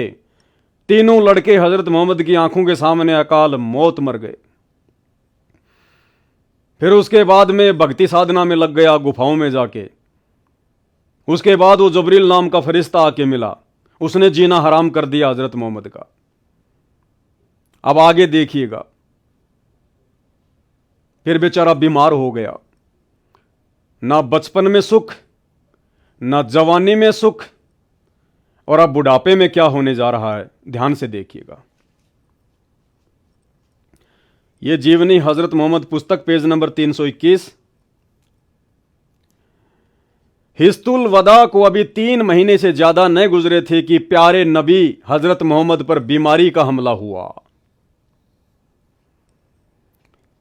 यानी हजरत मोहम्मद की पूरी जीवनी को जब आप पढ़ेंगे शुरू से लेकर अंत तक, आपको कहीं भी यह देखने को नहीं मिलेगा कि उस अल्लाह ने या उस अल्लाह के फरिश्ते ने हजरत मोहम्मद को जरा भी कोई फायदा पहुंचाया हो, जरा भी कोई लाभ दिया हो, जरा भी उसको सुख चैन और शांति दी हो। समझने वाली बात यह है, फिर आज के मुसलमान को क्या मिलेगा जब आपके नबी के साथ में ऐसा हुआ आजीवन। क्योंकि नबी की साधना गलत थी। नबी अल्लाह की नहीं, शैतान को अल्लाह समझ के पूज रहा था। ये सारी सच्चाई संत रामपाल जी के सत्संगों से सुनने को मिलेगी, दूसरा धरती पर कोई विकल्प नहीं है। हिस्तुल वदा को अभी 3 महीने से ज्यादा न गुजरे थे कि प्यारे नबी पर बीमारी का हमला हो गया। अरे भगवान तो बीमारियों को ठीक करता है भाई, भगवान तो रोगी को स्वस्थ करता है, चंगा करता है, असाध्य रोगों को ठीक कर देता भगवान, तो मुर्दे को जिंदा कर देता अल्लाह। और अल्लाह के नबी की यह हालत, बीमारी, और बीमारी भी कोई छोटी मोटी नहीं। आगे आगे देखना, हजरत मोहम्मद खुद ये अरदास करने लग गया कि अल्लाह मुझे उठा ले, मुझसे अब सहन नहीं हो रहा, इतना ज्यादा तकलीफ। आम व्यक्ति को भी इतनी तकलीफ नहीं होती मौत के समय जितनी आपके नबी को हुई। तो काहे का अल्लाह था वो जो मिला था, काहे की वो भक्ति साधना थी जिस भक्ति को करते करते भी हजरत मोहम्मद का जीवन नरक के समान। प्यारे नबी पर बीमारी का हमला हुआ, और वह भी इतना जोरदार कि इससे पहले कभी नहीं हुआ। जोरदार हमला हुआ बीमारी का, जोरदार। कैसे हुई बीमारी की शुरुआत, देखिए, सुनिए, पढ़िए और विचार कीजिए कि जब आपके नबी की यह हालत थी जिसे वो अल्लाह समझकर इबादत कर रहा था, तो उसी नबी के दिखाए रास्ते पे आप तो 1% भी साधना नहीं कर रहे वर्तमान में। आप तो सारे उल्टे कर्म कर रहे हो, मांस तुम खा रहे, हर प्रकार से उल्टे कुकर्म। तो आप लोगों के साथ क्या होगा मेरे भाई।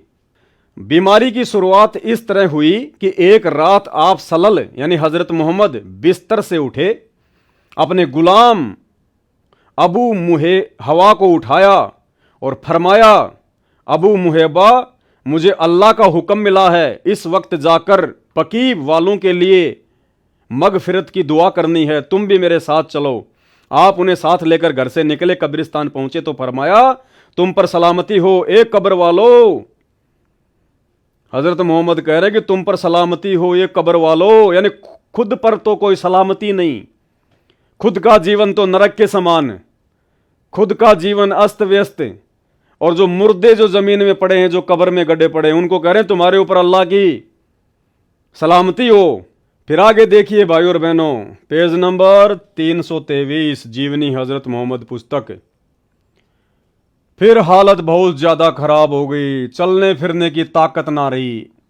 हजरत मोहम्मद जब बीमार हो गया तो हालत इतनी खराब हो गई, चलने फिरने की भी ताकत नहीं रही। आप सल्लल्लाहु यानी हजरत मोहम्मद ने सारी बीवियों को बुलाया, उनसे किसी एक के घर में ठहरने का इजाजत चाहिए। सारी बीवियां खुशी से तैयार हो गई। फिर सबकी मर्जी से हजरत आयशा के घर पर ठहरना तय हो गया। कमजोरी बहुत ज्यादा थी, बिना किसी सहारे के चलना आप सल्लल्लाहु के लिए अब मुमकिन ना था। हजरत अली और हजरत फजल बिन अब्बास आपको सहारा देकर बड़ी परेशानियों से हजरत आयशा के यहां लाए। जैसे हॉस्पिटल में कोई भयंकर बीमार आदमी होता है, दो चार रिश्तेदार या उसके बेटा बेटी उसको पकड़ के सहारा दे के लेके जाते हैं, वो हालत नबी हजरत मोहम्मद की हुई अंत में। अरे अल्लाह की इबादत करने वाला, अगर अल्लाह यदि आपका सही है तो उस अल्लाह की इबादत करने वाले की ऐसी हालत नहीं हो सकती। अल्लाह अपने भगत की, अल्लाह अपने साधक की अंतिम समय तक स्थिति को संभाल के रखता है। ऐसी नौबत अपने भगत की अल्लाह नहीं आने देता, भगवान नहीं आने देता, यदि आप उसकी सही इबादत कर रहे हैं तो। सिर दर्द की ज्यादती के कारण आपके सिर पर पट्टी बंधी हुई थी। यह बुध का दिन था, यानी ये बुधवार का दिन था। आपकी बीमारी को पूरे 8 दिन हो चुके थे। मुसलमान उदास उदास थे, बेचैन और बेकरार थे, क्योंकि उनका प्यारा बीमारी के बिस्तर पर था और बीमारी हर सन बढ़ती जा रही थी।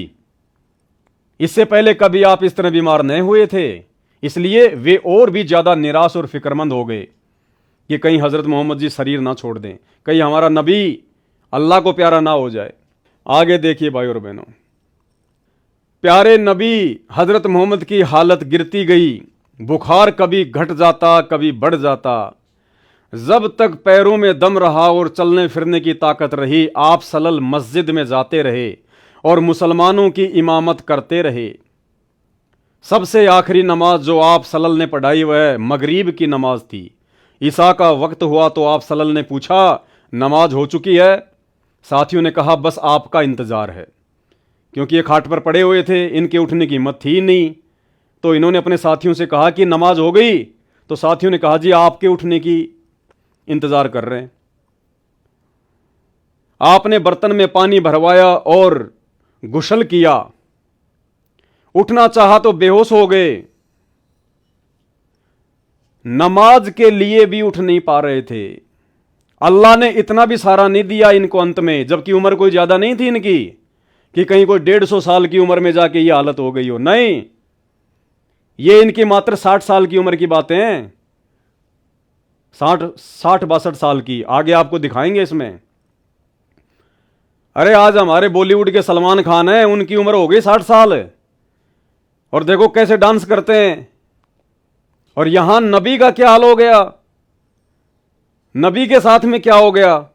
इतने बीमार हो गए, नमाज के लिए भी उठा नहीं जा रहा। नमाज के लिए भी अल्लाह ने हजरत मोहम्मद को क्या सहारा दिया और क्या उस अल्लाह की इबादत ने इनको सहारा दिया? तो आज के मुसलमानों को उसी इबादत से क्या सहारा मिलेगा मेरे भाई? अल्लाह को पहचानो। ये प्रमाण देखने के बाद भी अगर तुम्हारी आंखें नहीं खुलती हैं तो भाई आपसे बड़ा मंदबुद्धि व्यक्ति फिर कोई और नहीं हो सकता। भगवान आएगा, अल्लाह आएगा तो कोई ढोल बजा के नहीं आएगा, आडंबर पाखंड करके नहीं आएगा, सिर पे सींग लगा के नहीं आएगा। आप मुसलमान भाइयों के दिलो दिमाग में इन धर्मगुरुओं ने उल्टी पट्टी बैठा दी कि अल्लाह निराकार है, अल्लाह बेजून है, अल्लाह आता ही नहीं है, अल्लाह कभी धरती पे आता ही नहीं है। क्यों भाई? अल्लाह इतना कमजोर, इतना डरपोक है क्या जो धरती पर आने से वो डर रहा है? अगर अल्लाह ने ये धरती बनाई है, अल्लाह ने इंसान बनाए हैं, तो अपने बच्चों को संभालने के लिए अल्लाह नहीं आएगा क्या? अल्लाह की मर्जी, जब मर्जी आ जाए, वो जो मर्जी रूप बना के आ जाए। जैसे आज परम पूज्य सदगुरु रामपाल जी के रूप में आ गया अल्लाह, पहचानने वालों ने पहचान लिया, इबादत कर रहे हैं और वो सुख प्राप्त कर रहे हैं जिन सुखों की झलक हजरत मोहम्मद ने जीवन में देखी तक नहीं, देखी तक नहीं। संत रामपाल जी के भक्तों के इंटरव्यू सुन के देखना, लिखना यूट्यूब पर जाकर Sant Rampal ji follower interview on Sadhna TV channel, तुम्हारी आंखें फटी की फटी रह जाएंगी। अपोलो एम्स और पीजीआई के डॉक्टर भी हाथ खड़े कर लेते हैं कि ये तो कोई चमत्कार हो गया, मेडिकल साइंस में तो ये इलाज था ही नहीं, ये हो कैसे गया? खुद पूछते हैं वो डॉक्टर, तुम किसकी भक्ति करते हो? तुम्हारे गुरुजी तो परमात्मा भाई, क्योंकि अल्लाह ऐसा ही करता है। अल्लाह अपनी भक्ति करने वाले को ऐसे ही सुख देता है। आपने बर्तन में पानी भरवाया और गुसल किया, कुल्ला पानी किया। उठना चाहा तो बेहोश हो गए। कुछ देर के बाद होश आया तो पूछा नमाज हो गई? साथियों ने फिर कहा हुजूर का इंतजार है। आप फिर नहाए और उठना चाहा, इस बार भी बेहोश हो गए। इतनी बुरी हालत, इतनी खराब हालत, इतनी पतली हालत हजरत मोहम्मद की, अल्लाह की इबादत करते करते। लेकिन वो अल्लाह नहीं था भाई, शैतान था, शैतान। संत रामपाल जी 1994 से चिल्ला चिल्ला के बता रहे हैं कि हजरत मोहम्मद जिसे अल्लाह समझ के इबादत कर रहा था वो शैतान था, काल था। वो अपने नबियों को भी नहीं बख्शता है, जैसे उसने श्री राम को नहीं बख्शा। अंत में सरयू नदी में जाके श्री रामचंद्र जी ने छलांग लगा के आत्महत्या करते हुए अपनी जीवन लीला समाप्त की। उसने अपने अवतार को भी नहीं बख्शा। उसने द्वापर में श्री कृष्ण जी को भी नहीं बख्शा। अंत में पैर में जहरीला तीर लगने से तड़प तड़प के मौत हुई। वो शैतान, वो काल, वो अपने नबियों को भी नहीं बख्शता। वो ही हालत यहां पे हजरत मोहम्मद की हो गई। फिर वही जवाब मिला, आपका इंतजार है। आपके शरीर पर पानी डाला गया। उठने का इरादा किया तो फिर बेहोश हो गए। तीसरी बार फिर बेहोश हो गए। इस बार होश आया तो फरमाया अबू बकर से कहो वे नमाज पढ़ाएं। हजरत मोहम्मद ने कहा कि मेरी तो हिम्मत है नहीं भाई, अबू बकर से कह दो, वो पढ़ा देगा नमाज। हजरत आयशा ने कहा ए अल्लाह के रसूल, उनकी आवाज बहुत धीमी है, कुरान पढ़ते हैं तो रोते हैं, लोग उनकी आवाज सुन नहीं सकेंगे। प्यारे नबी ने फरमाया उन्हीं से कहो नमाज पढ़ाएं। हजरत आयशा ने दोबारा वही बात दोहराई। प्यारे नबी तकलीफ से बेचैन थे, गुस्से से आवाज काफी बुलंद हो गई। हजरत मोहम्मद एकदम से चिल्लाया जोर से, गुस्से से, कि मेरी बात मान ही नहीं रही, मैं बार बार कह रहा हूं। प्यारे नबी तकलीफ से तो बेचैन थे ही, गुस्से से आवाज काफी बुलंद हो गई। फरमाया कहो अबर बकुर से, वही नमाज पढ़ाएगा। हजरत अबू बकर ने आदेश का पालन किया और आखिर तक वही नमाज पढ़ाते रहे। आगे देखिए, सुन लो, जिन लोगों ने पहले हिजरत की है उनके साथ हमेशा अच्छा बर्ताव करना। यानी जब हजरत मोहम्मद को लगा कि अब तेरी दाल गलने वाली नहीं है, अब तो तेरे प्राण पखेड़ू उड़ने वाले हैं, तेरी मृत्यु का समय निकट आ गया, अल्लाह तुझे कोई राहत दे नहीं रहा, तो हजरत मोहम्मद ने अपने फॉलोवर्स को जो उनके सामने बैठे हुए थे उनको शिक्षा देनी शुरू कर दी कि तुमने क्या करना है। सुन लो, जिन लोगों ने पहले हिजरत की है उनके साथ हमेशा अच्छा बर्ताव करना। मुहाजिर भी आपस में अच्छा सलूक करें, और हां, अंसार के साथ भी अच्छा सलूक करना। जो अंसार भलाई करें उनके साथ भलाई करना, जो गलती करें उन्हें माफ करना। फिर उससे क्या हो जाएगा भाई? ये सारी भलाई तो हजरत मोहम्मद भी कर रहे थे। हजरत मोहम्मद ने किसके साथ में बुरा बर्ताव किया? किसी के साथ नहीं किया, हमेशा सबके साथ में अच्छा सलूक करते थे। तो जब हजरत मोहम्मद ये सारी बातें कर रहे थे, उसके बावजूद भी उनकी ऐसी दुर्गति हो रही है, तो अब हजरत मोहम्मद के द्वारा जो शिक्षा दी जा रही है उन शिक्षाओं से बाकियों का क्या भला होगा भाई? क्या भला होगा? अब आगे देखिए फिर क्या हुआ। अंत में तकलीफ बहुत बढ़ गई, बुखार इतना तेज हुआ कि पूरा शरीर जलने लगा। चहेती बेटी फातिमा ने रोज बाप की खिदमत में हाजिर होती। आप उन्हें देखकर सने से खड़े हो जाते, उन्हें चूमते और अपने पास बिठा लेते। परंतु आज तो बला की बेचैनी थी, आज तो भयंकर पीड़ा हो रही थी हजरत मोहम्मद को, बहुत भयंकर बला की बेचैनी, यानी बिल्कुल असहनीय दर्द, असहनीय पीड़ा। अल्लाह के रसूल की ये हालत। अल्लाह कहां सो रहा था? अल्लाह कहां गायब हो गया था भाई? क्या अल्लाह भूल गया था अपने रसूल को? अगर भक्ति करते करते, अल्लाह की इबादत करते करते अल्लाह के रसूल को भी चैन नहीं, मरते वक्त भी चैन नहीं, तो आज उसी रसूल के नक्शे कदम पर चलने वाले मुसलमान समाज की क्या हालत होगी? आज बला की बेचैनी थी, कमजोरी भी बहुत ज्यादा थी। हजरत फातिमा आई तो आप उठकर प्यार न कर सके, यानी अपने बेटी को प्यार भी नहीं कर सके, वो उठ नहीं पाए। वे पास आई, स्वयं उन्होंने आपको चूमा और पहलू में बैठ गई। बुखार इतना तेज था कि बार बार आप सलल बेहोश हो जाते, पास ही एक बर्तन में ठंडा पानी था, आप उसमें हाथ डालते और चेहरे पर मलते। बेचैनी बहुत थी। ठीक उसी वक्त आपके होठ हिले और कानों से यह शब्द सुने। जो भी उन्होंने शिक्षा देनी थी वो दी। फिर देखिए आगे, कमजोरी इतनी ज्यादा थी कि पर्दा भी अच्छी तरह से नहीं गिरा सके, पैरों पर खड़े होना भी कठिन था, लेकिन साथियों को खुश देखकर आप भी बेहद खुश थे। क्या खुशी होगी जब हालत इतनी भयंकर हो रही है। ये तो इस लेखक ने अपनी तरफ से जो है लिख दिया कि साथियों को देखकर खुशी हो रही थी। अब मान लीजिए मेरे पेट में भयंकर दर्द है और मैं तो दर्द से चिल्ला रहा हूं, उठा भी नहीं जा रहा, और साथियों को देखकर मैं खुश हो जाऊंगा क्या? तो ये तो इस लेखक की अपनी सोच है। ये देखो भाई बहनों, लास्ट पेज है ये। कभी मुंह पर डाल लेते, कभी हटा लेते, उस समय निरंतर आपके मुख से यही शब्द निकल रहे थे, ये अल्लाह। मुसलमान भाई और बहनों, कान खोलकर सुन लो, आंख फाड़ कर देख लो, आपके रसूल, आपके नबी, आपके अल्लाह के प्यारे हजरत मोहम्मद जी का अंत कैसा हुआ। ए अल्लाह, नजा जान निकलने से पहले की परेशानियों को झेलना मेरे लिए आसान कर दे। इतना दुखी हो गया हजरत मोहम्मद, इतना परेशान हो गया। अंत में जिस अल्लाह की वो इबादत कर रहा था, जिस शैतान को अल्लाह समझ के इबादत कर रहा था, सुख से मरने के लिए उससे हाथ जोड़ रहा है। क्या कह रहा है? ए अल्लाह, जान निकलने के समय की परेशानियों को झेलना मेरे लिए आसान कर दे कि मेरे से सहन नहीं हो रहा। पूरा जीवन तो मुझे चैन से नहीं जीने दिया, कम से कम मुझे मौत तो चैन की दे दे। यानी हजरत मोहम्मद मुसलमानों का अंतिम पैगंबर, अंतिम समय में एक अच्छी मौत के लिए भी वो तरस गया। एक सुकून की मौत भी नहीं मिल पाई, ऐसी दुर्दशा। और क्यों? सच्चे अल्लाह की इबादत ना करने के कारण। आजीवन उस शैतान को अल्लाह मानकर पूजता रहा। और आपकी आंखों के सामने है, आंखों के सामने। अरे फिर कौन से दिन के लिए हम लोग भगवान की भक्ति करते हैं? कौन से दिन के लिए इंसान अल्लाह की इबादत करता है?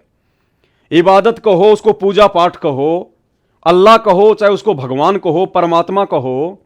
पूजा पाठ इसीलिए तो की जाती है। लोग मंदिर, मस्जिद, चर्च, गुरुद्वारे किस लिए जाते हैं? कि हमारे ऊपर परेशानियां ना आए, घर परिवार में सब सुरक्षित रहें, काम धंधे में हमारे बरकत हो, और अंत समय हमारा बिल्कुल आसानी से कट जाए, चैन की मौत मिले, सुकून की मौत मिले, घर में कोई कलह, कोई झगड़ा, कोई परेशानी ना हो, शरीर हमारा स्वस्थ रहे, बच्चे हमारे संस्कारी हों। इसीलिए तो भक्ति करते हैं। और भक्ति करते करते भी ऐसी दर्दनाक मौत, ऐसी जिल्लत वाली मौत, तो भाई फिर कौन से दिन के लिए अल्लाह की इबादत करते हैं लोग? फिर क्या खेत में हल जुतवाने के लिए अल्लाह की पूजा करते हैं क्या? और अगर मुसीबत में भी वो अल्लाह काम नहीं आ रहा है, दुख के दिनों में भी अल्लाह काम नहीं आ रहा है, तो बाढ़ में जाए ऐसी इबादत। या तो वो इबादत गलत है या वो अल्लाह गलत है। तो भाई और बहनों, आज मौका है, धरती पर अल्लाह आया हुआ है। भले आज तुम यकीन ना करो, लेकिन ये युग परिवर्तन का समय चल रहा है। 2028 अंतिम समय है। अगर उससे पहले अल्लाह अकबर संत रामपाल जी के ज्ञान को समझकर, सृष्टि रचना को समझकर यदि उनके चरणों में आ गए, ये धर्म और जातियों के बंधन तोड़कर, तो चैन की मौत भी मिलेगी और जब तक जियोगे तब तक सुकून भी मिलेगा। अन्यथा युग परिवर्तन का समय है, भयंकर विनाशकारी समय है ये। हर प्रकार से ये शैतान, ये काल इंसानों को घेरेगा हर तरफ से। अब जैसे 1000 उन हज यात्रियों को कैसी अकाल मौत दी है। आने वाला समय बहुत विनाशकारी है। उस समय कोई सुनवाई नहीं होगी। उस समय तुम मजबूरी में दौड़ दौड़ कर संत रामपाल जी के चरणों में आओगे, गिड़गिड़ाओगे। आज वो अल्लाह तुम्हें पुकार रहा है। 1994 से तुम्हारे लिए धरती पर आकर हर प्रकार से तुम्हें समझाने का प्रयास कर रहा है। और यदि उसके समझाते समझाते तुम नहीं समझोगे तो भाई उस विनाशकारी समय में जब तुम गिड़गिड़ाते हुए उनके चरणों में गिरोगे ना, लेट सुनवाई होगी, लेट। ये अल्लाह, जान निकलने के समय की परेशानियों को झेलना मेरे लिए आसान कर दे। अरे ऐसी मौत तो एक नास्तिक व्यक्ति की भी नहीं होती है। नास्तिक व्यक्ति की भी ऐसी दुखमयी मौत नहीं होती है जैसी हजरत मोहम्मद की हुई। प्यारे बाप की बेचैनी को देखकर हजरत फातिमा बेचैन हो गई और वो क्या बोली? वे खुद ब खुद पुकार उठी, हाय मेरे बाप की बेचैनी। हजरत मोहम्मद की बेटी फातिमा भी बेचारी इतनी दुखी हो गई और क्या कहने लगी, हाय मेरे बाप की बेचैनी, कि मेरे बाप से ये अंतिम समय सहन नहीं हो रहा है। परिवार भी दुखी, हाय मेरे बाप की बेचैनी। आपने सुना तो फरमाया आज के बाद फिर तुम्हारा बाप बेचैन ना होगा। यानी हजरत मोहम्मद को पता चल गया कि अब तेरे प्राण निकलने वाले हैं, अंतिम समय है तेरा, अब ये अल्लाह कोई साथ नहीं दे रहा। तो कहा कि बेटी आज के बाद तेरा बाप दोबारा से बेचैन नहीं होगा। यानी लास्ट समय चल रहा है मेरा। दोपहर के बाद का समय था, सीने में सांस धड़धड़ा रही थी। इतने में आप सलल के होठ हिले और कानों में ये आवाज आई, नमाज और गुलामों से अच्छा सलूक। यानी जाते जाते हम अपने फॉलोवर को शिक्षा दे रहे थे कि नमाज और गुलामों से अच्छा सलूक करना, जबकि खुद ने भी तो अच्छा सलूक किया था। फिर क्या हो गया? फिर हाथ ऊपर उठे, आप सल्लल्लाहु ने उंगली से इशारा किया और फरमाया, अब और कोई नहीं, बस वही सबसे बड़ा साथी। काहे का साथी? खुद की तो दुर्गति हो रही है और कह रहा वही सबसे बड़ा साथी। अरे वाह भाई वाह। यही कहते कहते हाथ लटकाए, आंखें छत से लग गई और पवित्र आत्मा रब से जा मिली। क्या करेगी उस रब से मिलके, जिस रब ने इस लोक में सुख नहीं दिया, परलोक में क्या सुख मिलेगा भाई? अरे जिसका ये लोक सुख नहीं, उसका परलोक कभी जिंदगी में सुखी नहीं हो सकता। सोमवार का दिन था, रबीउल अव्वल की 12 तारीख थी, हिजरत का 11वां साल था। जानिसारों की नज़र में दुनिया अंधेरी हो गई और दिल की बस्ती में सन्नाटा छा गया। निसंदेह हम अल्लाह के हैं और बेशक उसी की ओर लौटने वाले हैं। हे अल्लाह सलामती हो प्यारे नबी पर। हैं लोग क्या कह रहे हैं? हे अल्लाह सलामती हो प्यारी नबी पर। वो अल्लाह उस नबी की बात तो सुन नहीं रहा और तुम्हारी बात सुनेगा। अल्लाह ने जिसको नबी बनाया वो उसकी बात तो सुन नहीं रहा। बेचारा चिल्ला रहा था, हे अल्लाह जान निकलने के समय की परेशानियों को झेलना मेरे लिए आसान कर दे। उसकी तो उसने सुनी नहीं। और जो पास में बैठे हुए थे वो क्या कह रहे हैं? हे अल्लाह सलामती हो प्यारे नबी पर। नबी की तो सुनी नहीं, तुम्हारी कहां से सुनेगा भाई? उनके संतान पर और उनके सब साथियों पर। इंतकाल के समय आप सल्लल्लाहु यानी हजरत मोहम्मद की उम्र 63 साल की थी। यानी अकाल मृत्यु मरा हजरत मोहम्मद, 63 साल की उम्र मात्र। जबकि आज के समय में भी इंसान 80-90-100 साल जीता है, जबकि वो तो 1200-1300 साल पहले का समय था। कितना अच्छा वातावरण था, कितना अच्छा खान पान था। उस समय तो लोग 150-150 साल जिया करते थे। 150-150 साल, 100 साल तो आम व्यक्ति जिया करता था जो भक्ति भी नहीं करता था। और ये देख लो इनके साथ में क्या बीता। कारण केवल एक ही कि हजरत मोहम्मद ने आजीवन कभी भी सच्चे अल्लाह की इबादत नहीं की। वो जिसे अपना अल्लाह समझ रहे थे भाई, वो शैतान था, शैतान। और आज का पूरा मुसलमान समाज, वो चाहे जो भी इबादत कर रहा है, वो शैतान की ही इबादत कर रहा है। खुद अपनी धार्मिक पुस्तकों के विपरीत इबादत कर रहा है। ये सारी बातें तुम मुसलमान भाइयों की पुस्तकों से, कुरान शरीफ, कुरान मजीद, तौरेत, जबूर, इंजल, इन्हीं से सतगुरु रामपाल जी परमेश्वर जी खोल खोल के दिखा रहे हैं। तुम्हारी पुस्तकों में लिखा हुआ है कि वो शैतान था या अल्लाह था। हजरत मोहम्मद ने अल्लाह की इबादत की या शैतान की इबादत की? और सच्चे अल्लाह की इबादत कौन बताएगा? सूरत फुरकानी 25 आयत नंबर 52 से 59 में साफ साफ लिखा हुआ है कि अगर तुझे उस अल्लाह अकबर की सही भक्ति की जानकारी प्राप्त करनी है तो किसी बाखबर से जा पूछ। बाखबर यानी तत्वदर्शी संत, भगवान का जानने वाला। और भाई आज तुम्हारा सौभाग्य है मुसलमानों, अगर समझ जाओ तो आज स्वयं वो अल्लाहू अकबर जो स्वयं ही बाखबर बन के आया हुआ है, तत्वदर्शी संत बन के आया हुआ है। गीता जी अध्याय 4 श्लोक 34 में जिसको तत्वदर्शी संत कहा गया है, और सूरत फुरकान 25 आयत नंबर 52 से 59 में जिसको बाखबर कहा गया है, जिसको इल्म वाला कहा गया है, जानने वाला कहा गया है, वो स्वयं सतगुरु रामपाल जी परमेश्वर जी हैं।